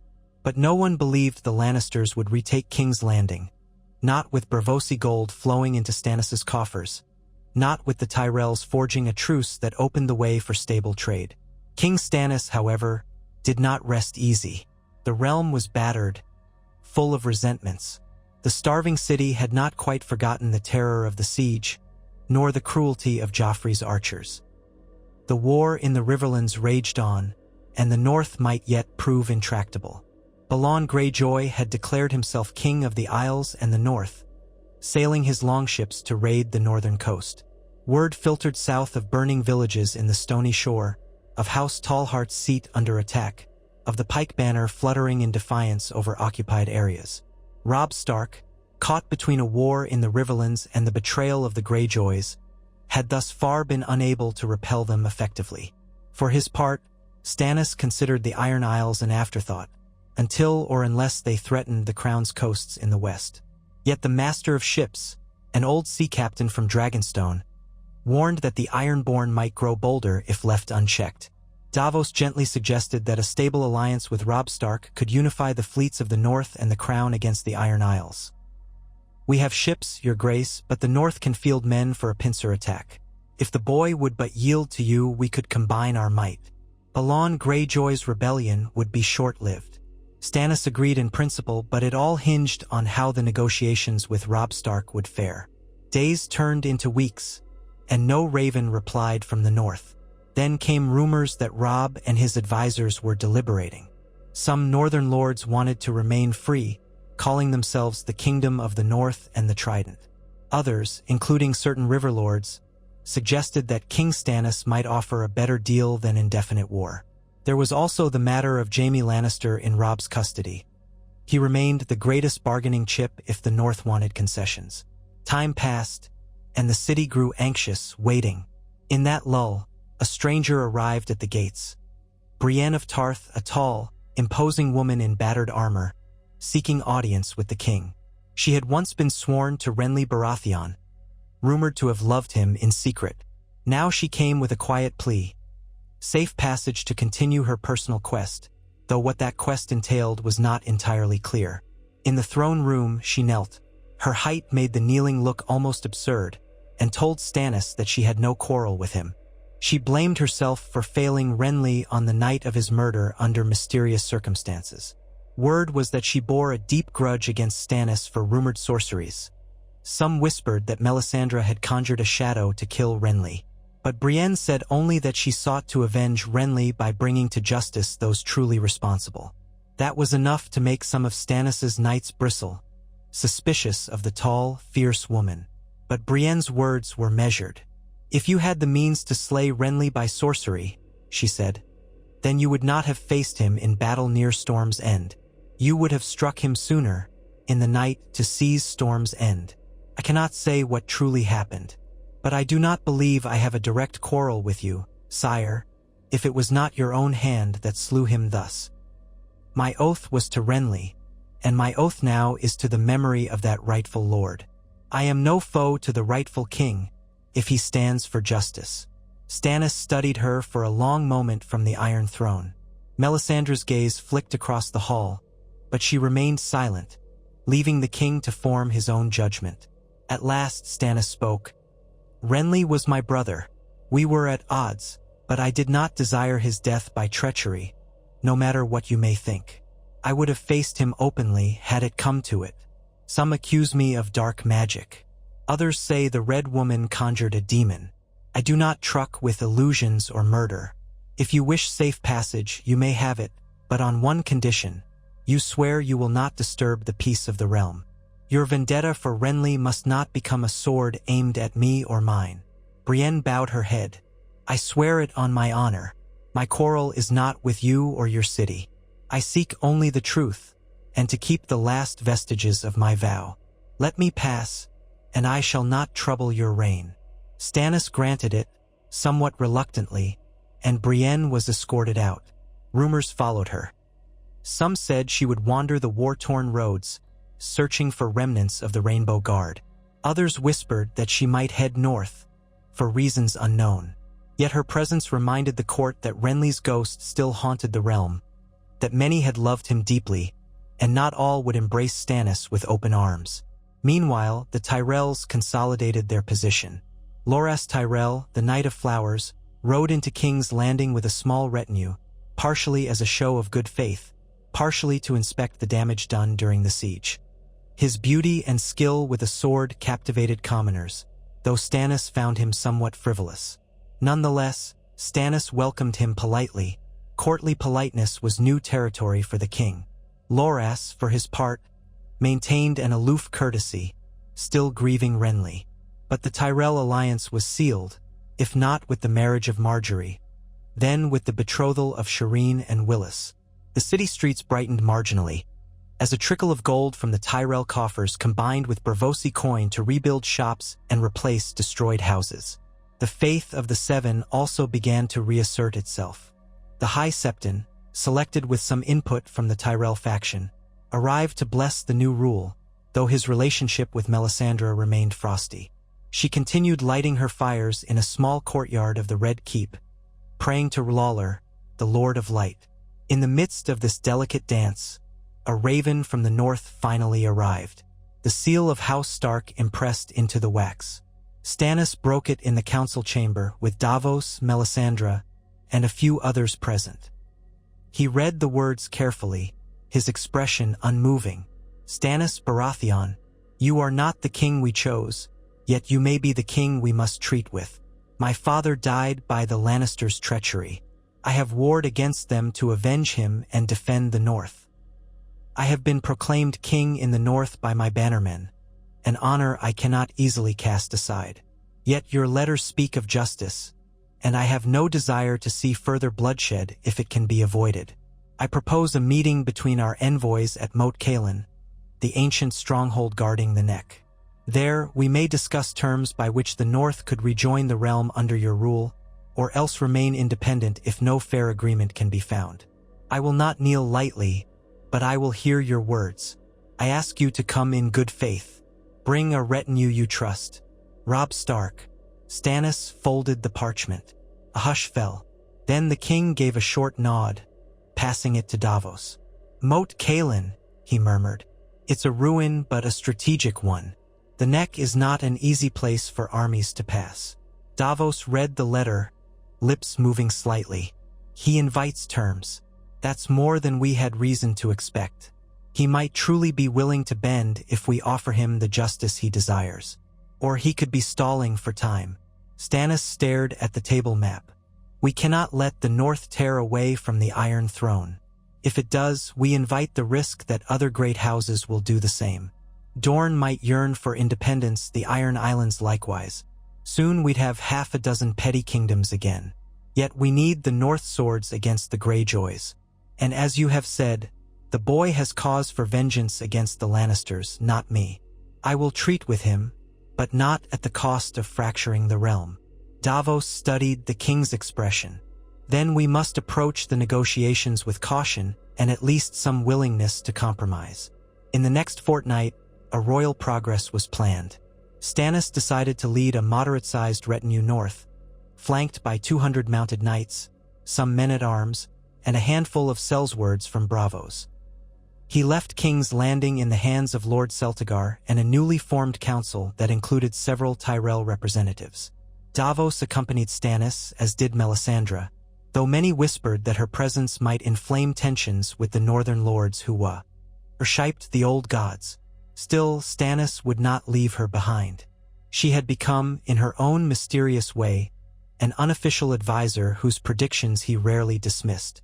They traveled along the King's Road, passing the ruins of many a burned-out village still bearing the scars of war. Outside the Crownlands, the fields gave way to rolling riverlands, dotted with the occasional watchtower. News came that Robb Stark had pressed the Lannisters back to the Golden Tooth and was now securing his supply lines. Despite his success, he was now turning his attention to the Neck, preparing for Stannis' arrival at Moat Cailin. Along the route, peasants gawked at the royal procession. Many had never seen Stannis Baratheon in person, and they remarked that he looked every bit the stern warrior king in his black and red cloak. Yet they also noted that his men paid for supplies fairly, that no outrages were permitted. A few bold small folk approached Braavos or other knights, asking if King Stannis truly meant to bring justice. They heard a consistent answer, "He does." As they approached the Trident, the devastation left by earlier battles was apparent. Farmsteads lay in ruins, some deserted. The local lords had been forced to choose sides in the war among the Baratheons, the Lannisters, and the Starks. Many small folk had fled or died. Stannis' procession drew uncertain stares, but some men and women came forth once they realized that the king had goods to trade and coin to pay. In small gestures of goodwill, Braavos oversaw the distribution of salt cod and bread purchased from supply wagons.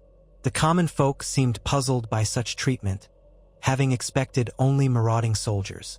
When they reached Harrenhal, a place Robb Stark had briefly occupied, they found it deserted once more, an eerie silhouette against the sky, with melted towers that resembled twisted, claw-like shapes.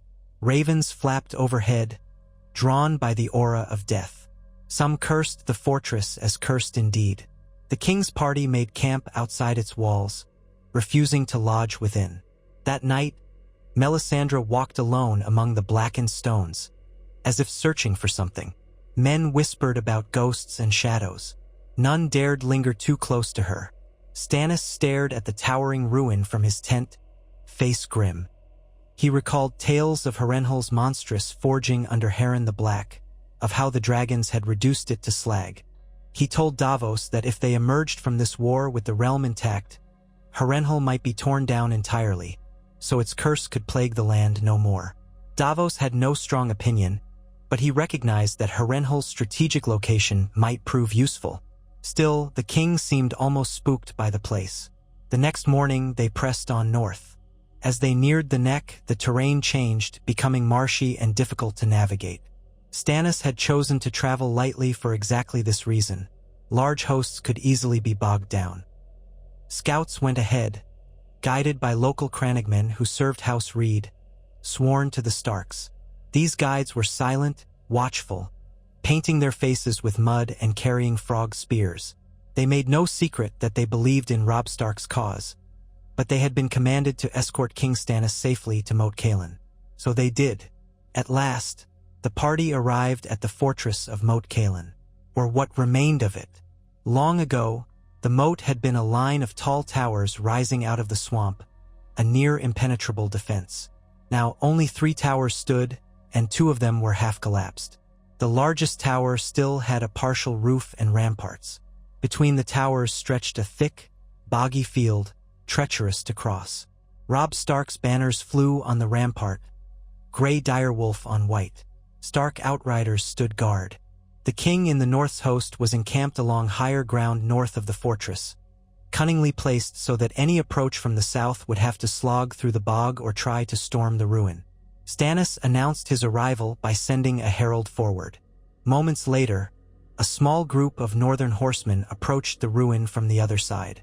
At their head rode Robb Stark, a young man with auburn hair, flanked by a great gray direwolf that loped along at his heel. The king in the north was tall, broad-shouldered for his age, wearing armor bearing the direwolf sigil. His face was solemn, a boy forced into manhood by war. Behind him rode a lean, fierce warrior woman with red hair, perhaps his mother Catelyn Stark. A handful of bannermen followed, all with stern expressions. They met in the shadow of the largest tower, where a makeshift table had been set up. Only a small retinue from each side joined, no more than a dozen men to keep tensions down. The direwolf prowled at Robb's side, sniffing the air. Stannis' own men eyed the beast warily, hands near their sword hilts. Melisandre stood behind Stannis, the bright swirl of her red robes looking out of place amid the muddy, reed-filled land. When Robb and Stannis faced each other for the first time, the difference in age and bearing was clear. Robb was young, with the energy of youth, but overshadowed by sorrow and anger for the crimes against his father. Stannis was older, face set with lines of bitterness and resolution. Yet something in their gazes hinted that they shared a fundamental seriousness, a refusal to break before adversity. Robb inclined his head, not quite a bow, but a gesture of respect. "King Stannis." Stannis returned a curt nod. "Robb Stark." They stood in uneasy silence. Then, carefully, they removed their gauntlets and reached out, clasping forearms in a gesture of truce. Their men exhaled, tension easing slightly. Catelyn Stark stepped forward, her eyes flicking over Stannis, and then to Melisandre. She gave a cool nod. "We have lost too many to war," she said, "and my family has suffered deeply. We come here to see if there is a way to save the rest from further bloodshed." Stannis motioned for her to sit at the table. He and Robb took seats as well, each with their guards standing behind. The direwolf lay down at Robb's feet, a watchful sentinel, its yellow eyes flicking to Melisandre's red jewel now and again. Robb was the first to speak. "You claim to be the rightful king of the Seven Kingdoms. My lords have proclaimed me king in the north. Our freedom was born of betrayal. We could not abide the murder of my father. Yet we know that you did not slay Ned Stark, and that you have done justice on those who did. Joffrey is no longer on the throne." "He is not," Stannis said flatly. "Nor are the Lannisters in control of King's Landing. The crimes against your father have been punished. Cersei Lannister lost her head, and Joffrey is banished to the wall."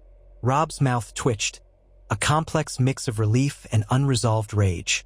"If that is justice, then at least some measure has been served. But we still have the matter of independence. The North will not submit easily again. We have spilt blood to earn our freedom. Why should we kneel?"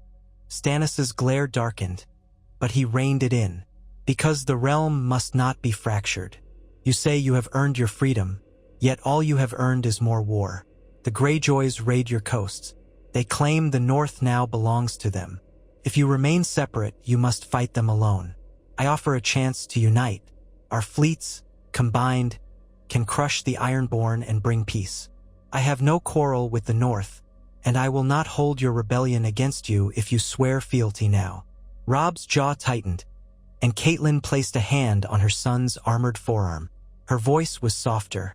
"We remember you, Lord Stannis, from the war against the Mad King. My husband always said you were relentless in your duty. If we yield the crown, what do we gain besides the chance to shed more blood on your behalf elsewhere? The North wants security, autonomy to follow our old ways, and the promise that never again will a Southerner come to cut off our heads for petty politics." Melisandre's eyes glowed in the fading light. "The Lord of Light does not desire more bloodshed.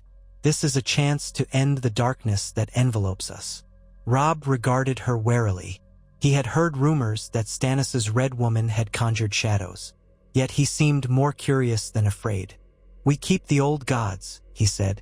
"We will not bow to yours, nor will we burn the gods' wood or tear down our heart trees." Stannis snorted. "I did not come to tear down your weirwoods. Worship as you will. So long as you do not challenge my authority, I care not what gods the North keeps." The king in the North folded his arms. "And how far does your authority stretch? Does it mean you will send your lords to take northern silver, to meddle in our justice? The North is vast, and we do not want southern taxes or petty squabbles forced upon us. We wish to rule ourselves in peace." Stannis paused, reminded of Davos's advice that compromise was necessary. "You will remain warden of the North. You will collect your own taxes, enforce your own laws, so long as they do not contradict the laws of the realm. The crown will ask no more taxes than those proportionate to the needs of defense, as tradition demanded under the Targaryens. But I will not name you king. You will be a great lord, paramount among your vassals, and the North shall have significant autonomy. That is my offer. If that is insufficient, say so, and we can continue this wretched war." Robb's expression shifted from defiance to deep thought. He glanced at Caitlin, who lowered her eyes.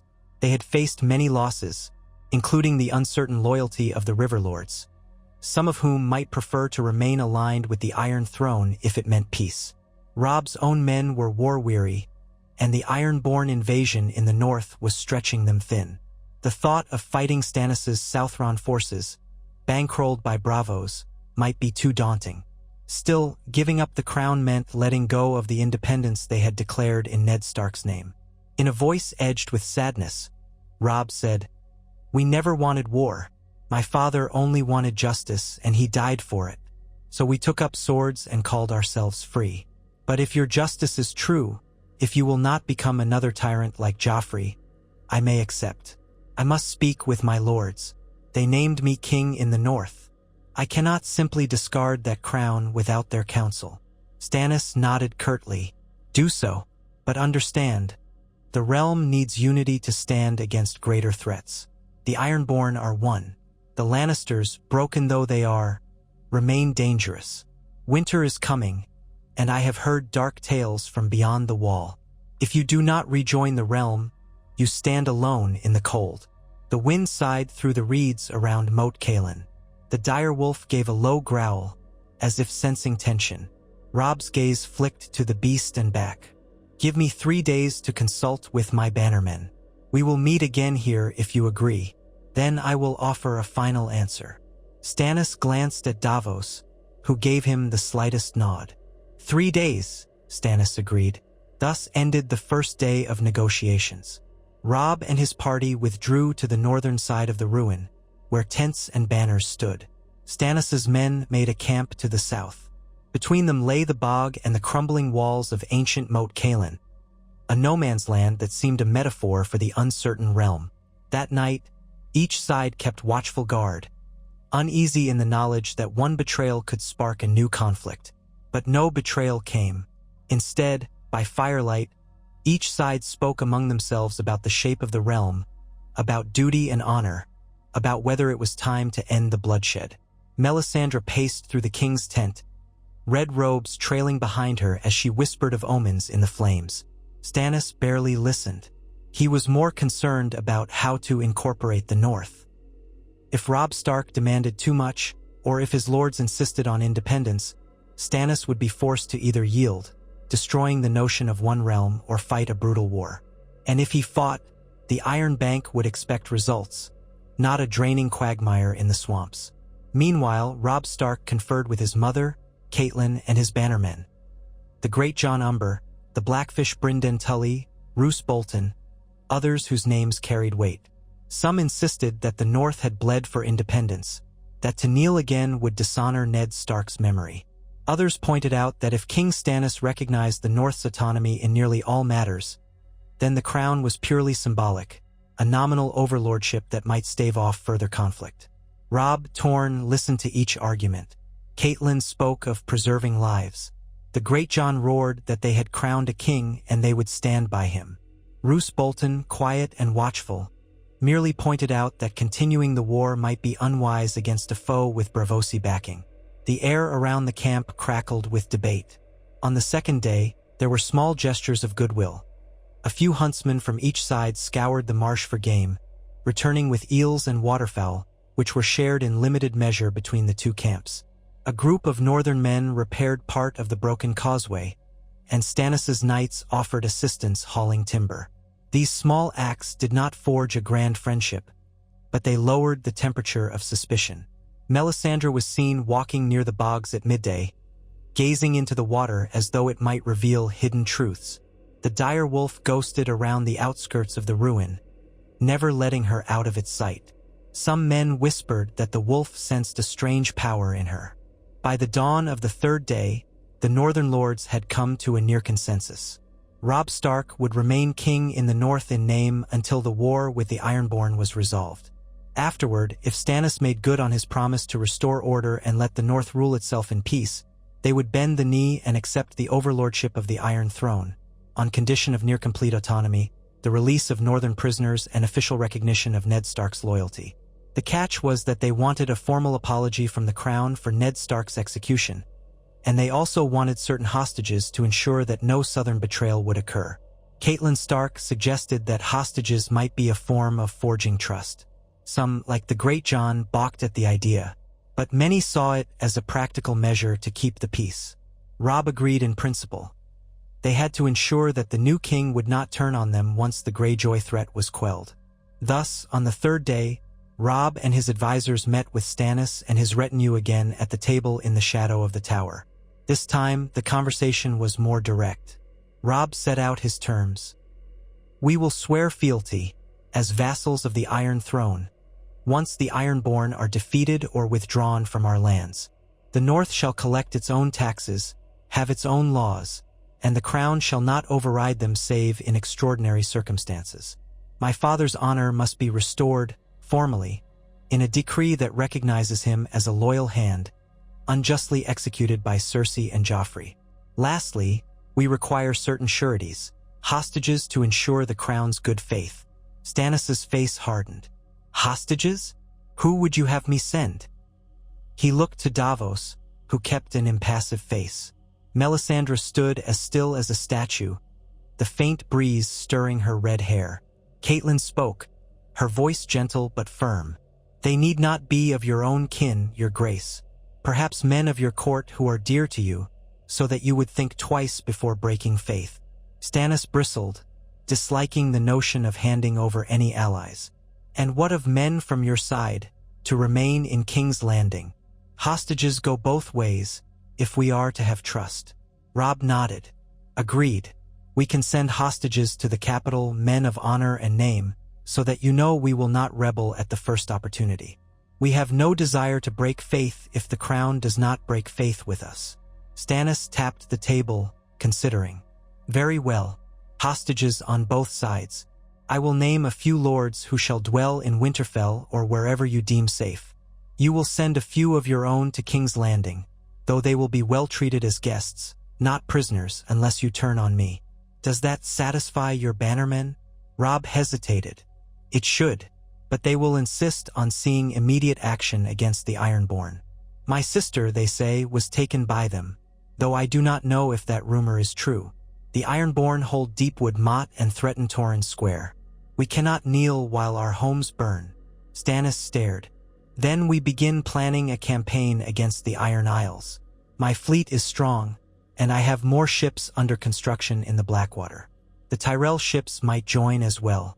The Iron Bank stands ready to finance a campaign, so long as it brings stability. Will you coordinate with me to drive Balon Greyjoy back into the sea?" Robb exchanged a glance with Catelyn, then nodded gravely. "We will.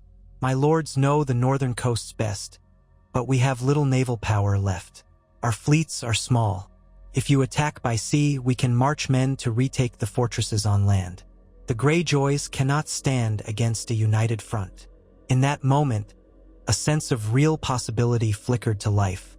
For the first time since the War of the Five Kings began, two major factions were prepared to set aside differences for a common cause. The friction in the air did not vanish. Trust is not built in a day, nor does it erase all grudges. But the path forward no longer led inevitably to more ruin.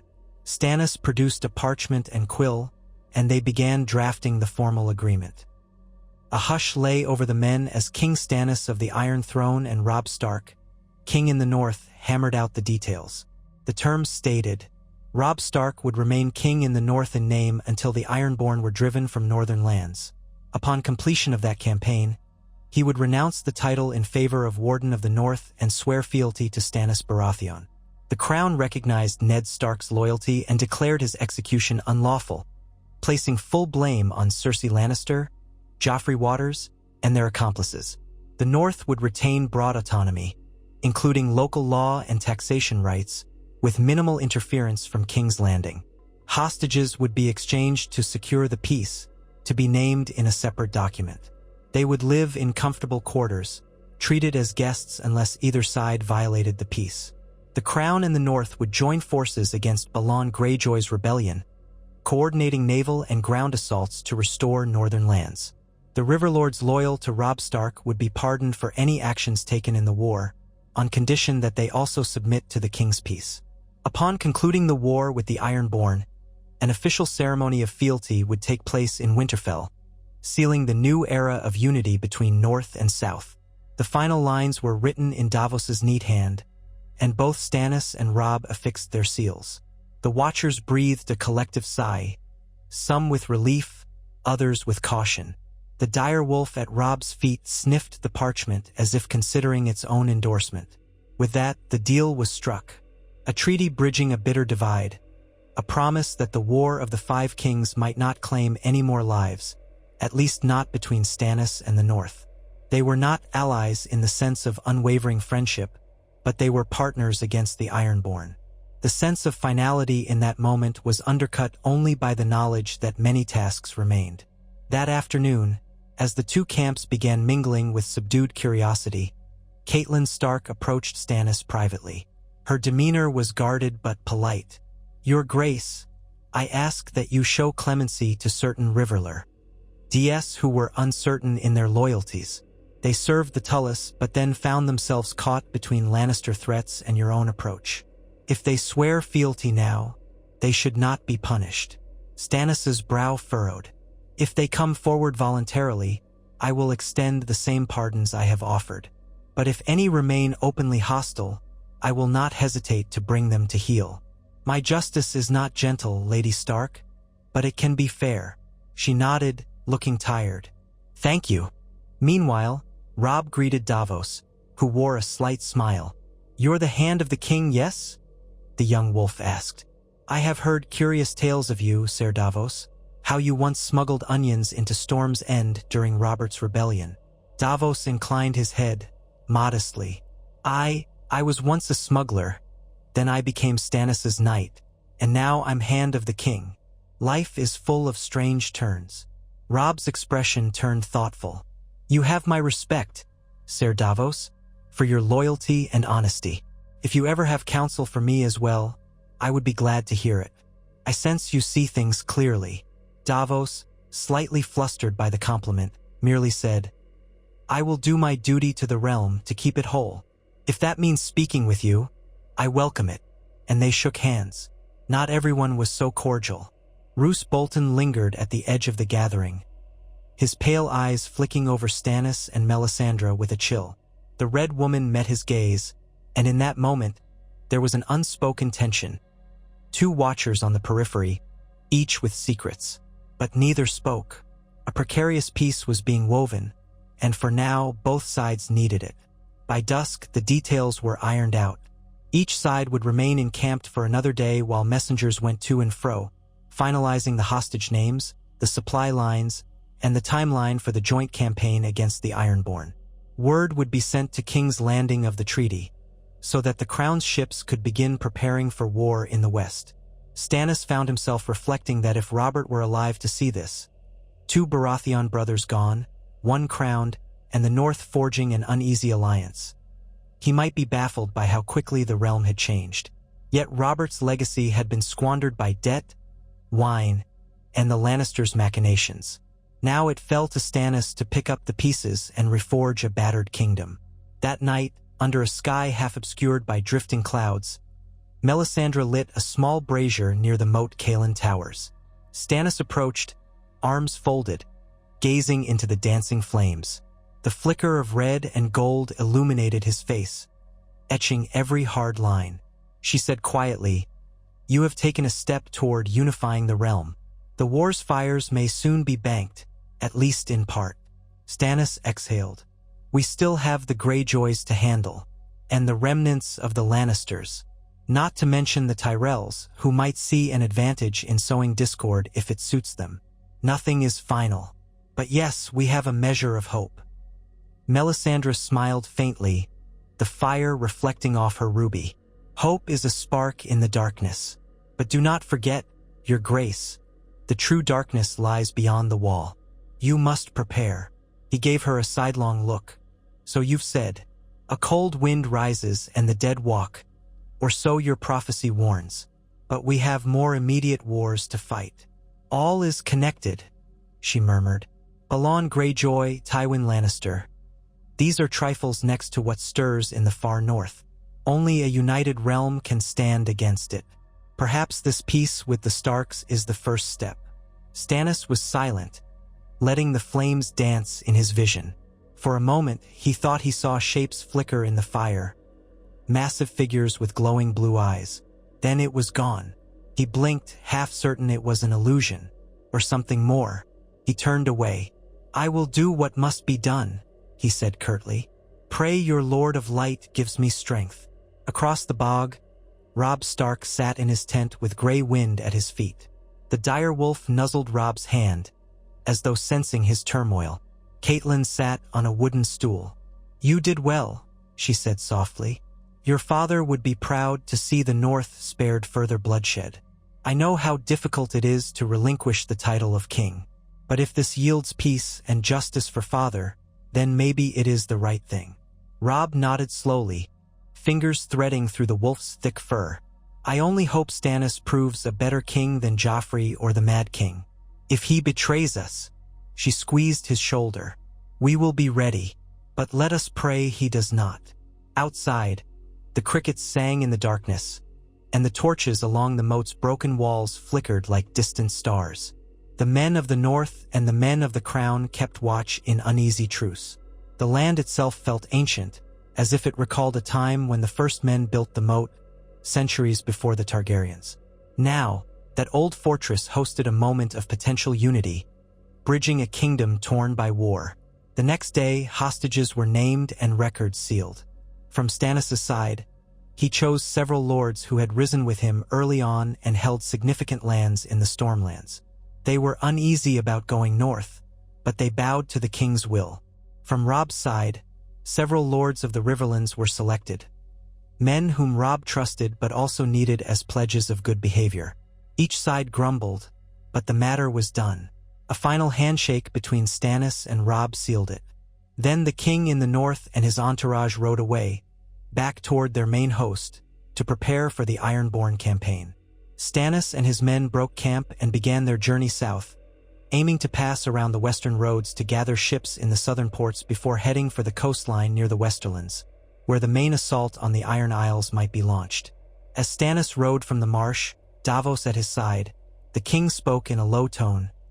"We have a treaty, but not a friend. The boy is proud, and his lords are prouder. If I falter, they will claim the north for themselves again." Braavos nodded. "True enough, your grace, but that is no different than any of our alliances. We must earn loyalty.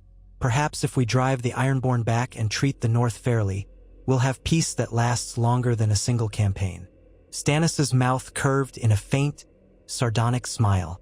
"Peace. I'll believe it when I see it. The realm has known precious little of it since Robert took the throne. But I will try." They rode on, passing through the soggy ground until they reached the firmer roads beyond the neck.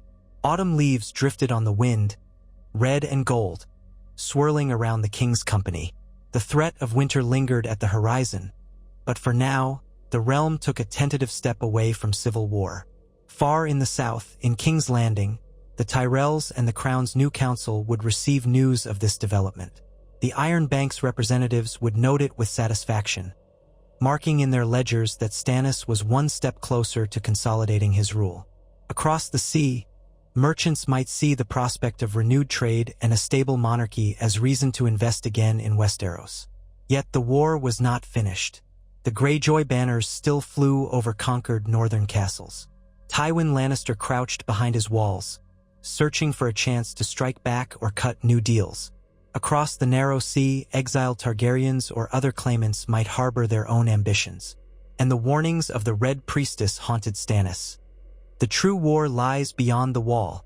For now, however, the king pressed on, forging a path that might restore the realm's unity.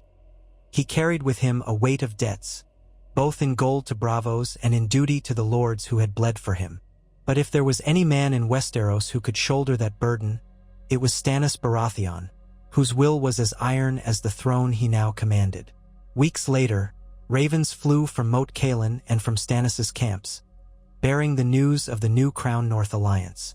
Across the Seven Kingdoms, nobles and small folk alike paused to digest the tidings. Some lords, weary from war, were relieved. Others, suspicious or ambitious, muttered that the old ways were ending. In the Iron Islands, Balon Greyjoy's confidence began to waver when he learned that a united front might soon challenge him. The Reavers who had been plundering the northern coasts realized that Stannis' ships and the North's armies could corner them. In the Red Keep's council chambers, word arrived that the king had succeeded in forging a pact with Robb Stark. Lord Celtigar and a cluster of Tyrell envoys conferred. The Tyrells took the news with a mix of approval and caution. A stable realm meant stable trade for the Reach, but it also meant the king would be free to turn his attention to other threats, or to reassert authority elsewhere. Margaery Tyrell, hearing the news in her apartments, reflected that the Baratheon king was more pragmatic than she had expected. She wondered if there might come a day when the realm actually knew peace, and if that would help House Tyrell prosper. As for the Braavosi envoy who remained in the capital, he quietly penned a dispatch to the Iron Bank's headquarters. The new king continues to consolidate power. The northern question nears resolution. Our investment is secure thus far. Prospects of renewed trade are strong. All is proceeding as anticipated. The letter was sent on a swift ship across the narrow sea. In Braavos, bankers in dark robes would parse every word, calculating interest and risk, considering expansions of credit. While the small folk might see the war as a matter of blood and pride, the Iron Bank saw it, above all, as a matter of coin. Far away from these counsels and letters, the realm's small folk continued their daily struggles, planting the last seeds before the cold set in, rebuilding burned villages, eking out a living however they could. They had no illusions that any king was truly benevolent. Yet they clung to the hope that perhaps a stern king who paid his debts and enforced the law might be better than a sadistic boy who starved and tormented them. Rumors spread that King Stannis had sworn to distribute fair grain in the city and punish any lord who hoarded resources. Some said it was a new age. Others said, "A king is a king. We just pray he leaves us be." Meanwhile, Stannis journeyed back toward the Rose Road, aiming to reach the sea. Along the way, he stopped at several minor keeps that had once declared for Renly. He granted pardons if they swore immediate fealty. Those who hesitated were reminded of the Tyrell alliance and the Braavosi gold. None dared resist. One by one, these battered regions bent the knee. Each night, Stannis pored over war maps, marking the Iron Isles. He intended a final crushing blow once his fleets were assembled. If the Greyjoys refused to yield, he would break them. The only question was how quickly Robb Stark could mobilize the northern levies to retake their lost castles. Regardless, Stannis was resolved. The Ironborn would not remain in the north. He would see that promise kept. In one such minor keep, after the local lord had professed loyalty, Melisandre retreated to a small courtyard to light a night fire. She murmured prayers in a lilting, foreign tongue. Sparks rose into the moonlit sky. Braavos, passing by, hesitated to watch. The Red Priestess finished her incantation and turned. Her voice was low but clear. "You disapprove, Ser Braavos?" He shook his head. "I do not disapprove of prayer. I merely don't understand your ways.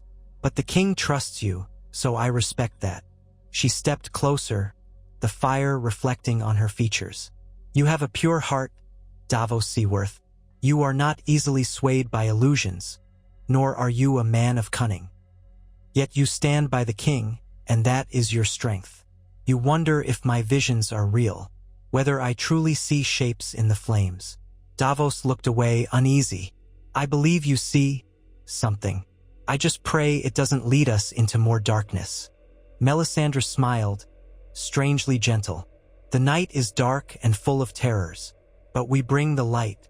Once the realm is united, King Stannis must face the Great War. You will see it. The flames have shown me. A great wall of ice, men in black, and an oncoming storm. The war for the dawn." He swallowed, not sure how to respond. Then let's unite the realm and pray that when that day comes, we are strong enough." She did not reply in words, but the look in her eyes was answer enough. She believed the day was coming sooner than men realized, that the petty wars of kings might be child's play compared to the horrors in the far north.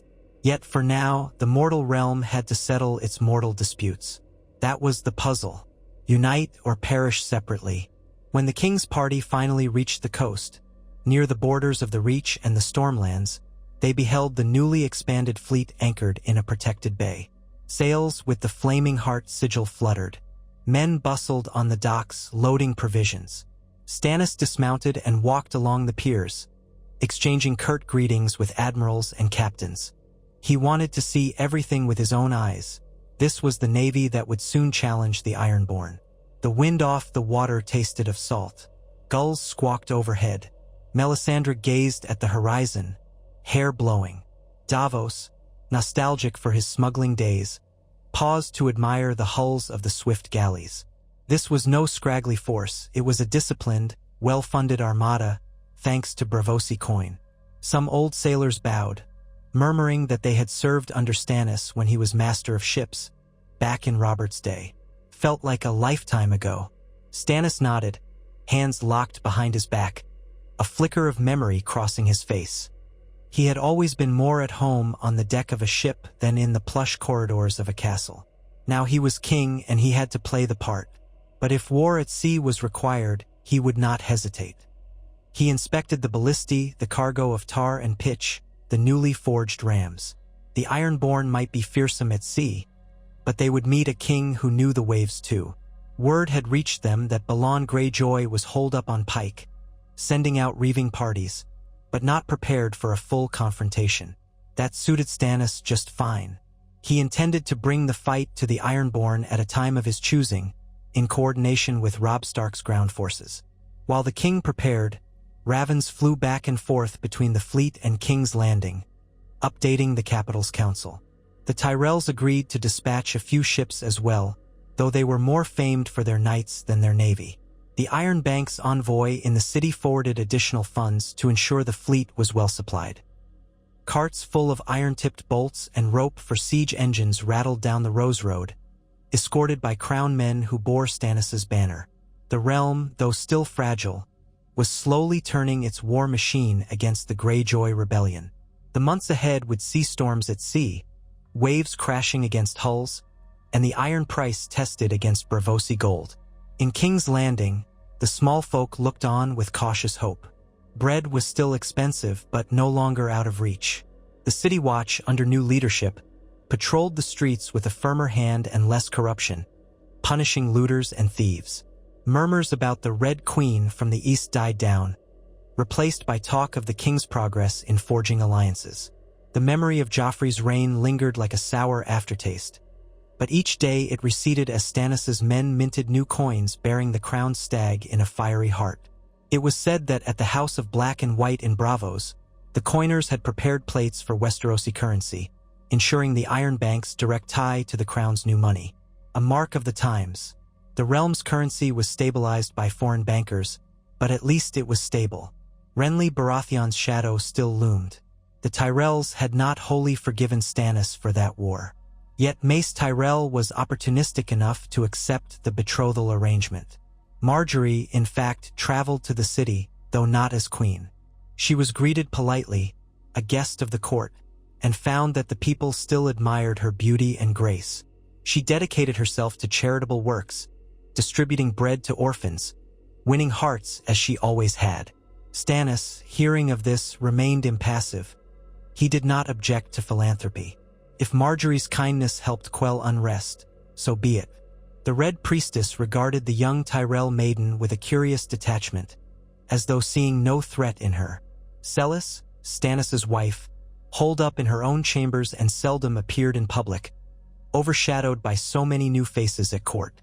The months rolled on in that uneasy peace. Preparations for the Ironborn campaign continued. The Lannisters, though subdued, still existed in the Westerlands. Tywin Lannister was rumored to be barricading Casterly Rock, hoping to gather enough gold to stave off the crown's demands. Stannis issued edicts requiring the Westerlands to submit, but Tywin refused, claiming that the realm was in turmoil and that he did not recognize Stannis' claim. The king, not wanting to open a second front yet, informed Tywin that if he did not yield peacefully, he would face the combined might of the crown, the Tyrells, and possibly even the north once the ironborn were dealt with. For now, an uneasy stalemate existed there. The lion was cornered but not declawed. Robb Stark, for his part, began his northern offensive to reclaim the castles taken by the ironborn. His bannermen stormed Torrhen Square, driving out the Reavers. They moved on Deepwood Moat, encountering stiff resistance from Asha Greyjoy's forces.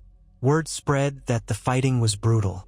Yet each day, the Starks and their allies edged forward, reclaiming ground. Balon Greyjoy demanded that his captains hold firm, but the ironborn grip on the north was loosening.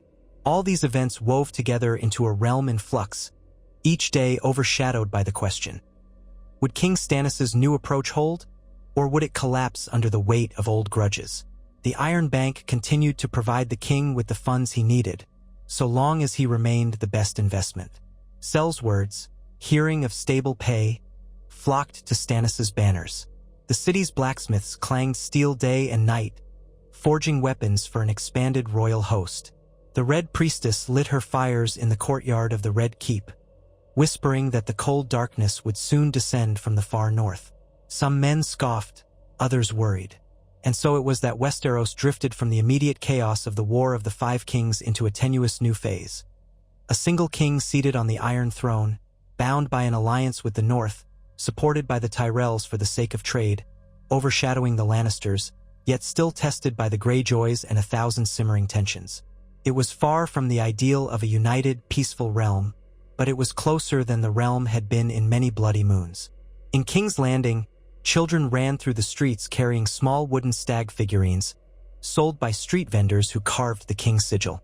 Old men in taverns argued whether Stannis was too stern to be beloved, or precisely the stern ruler needed to rebuild the kingdom.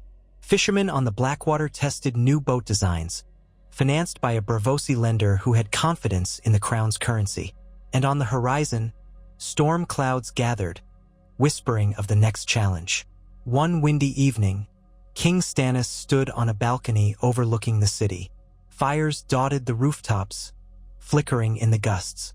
The stench of the city was still strong, but less oppressive than it had been.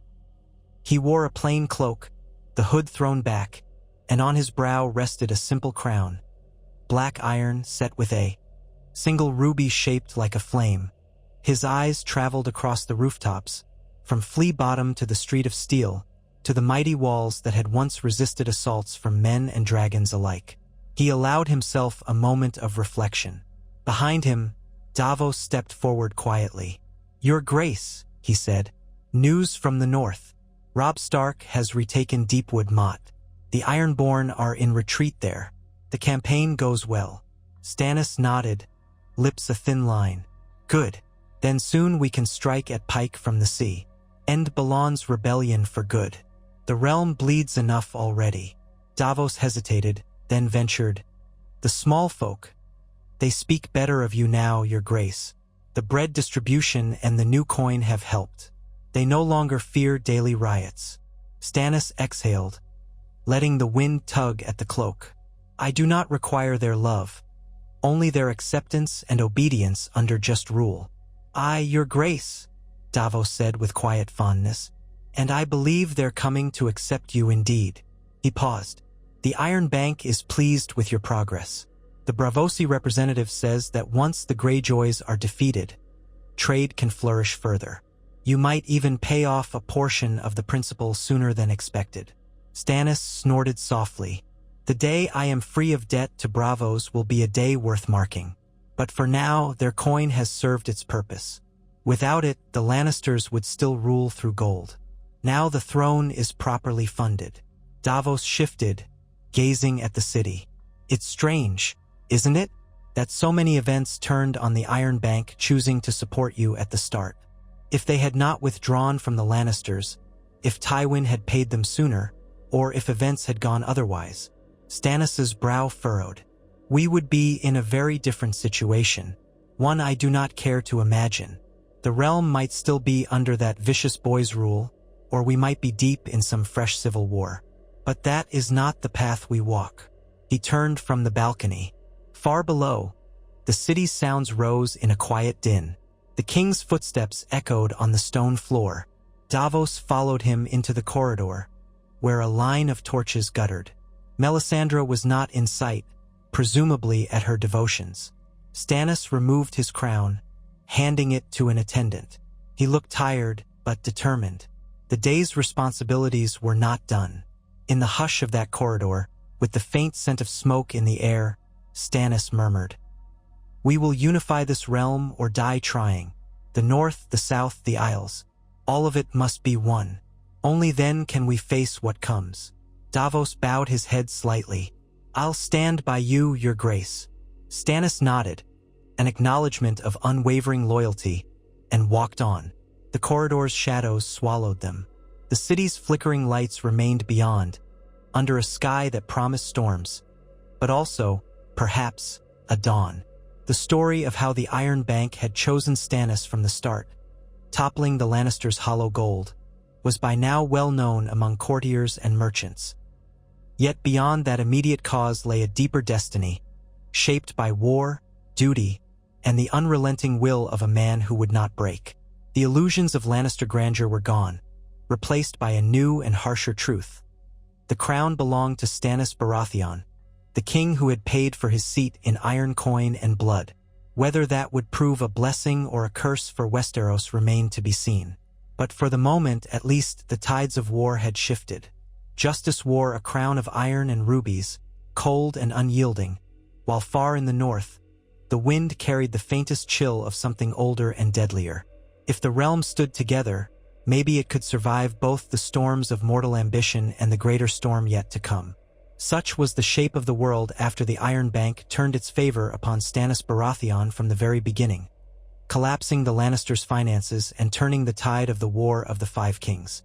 All else followed in a chain of events that ended with a single man claiming the throne, forging fragile alliances, and preparing to lead the Seven Kingdoms into an uncertain future. The red comet that had once burned in the sky had faded, but its portent lingered in every heart. A new age was upon them, and only the strong or the just would endure.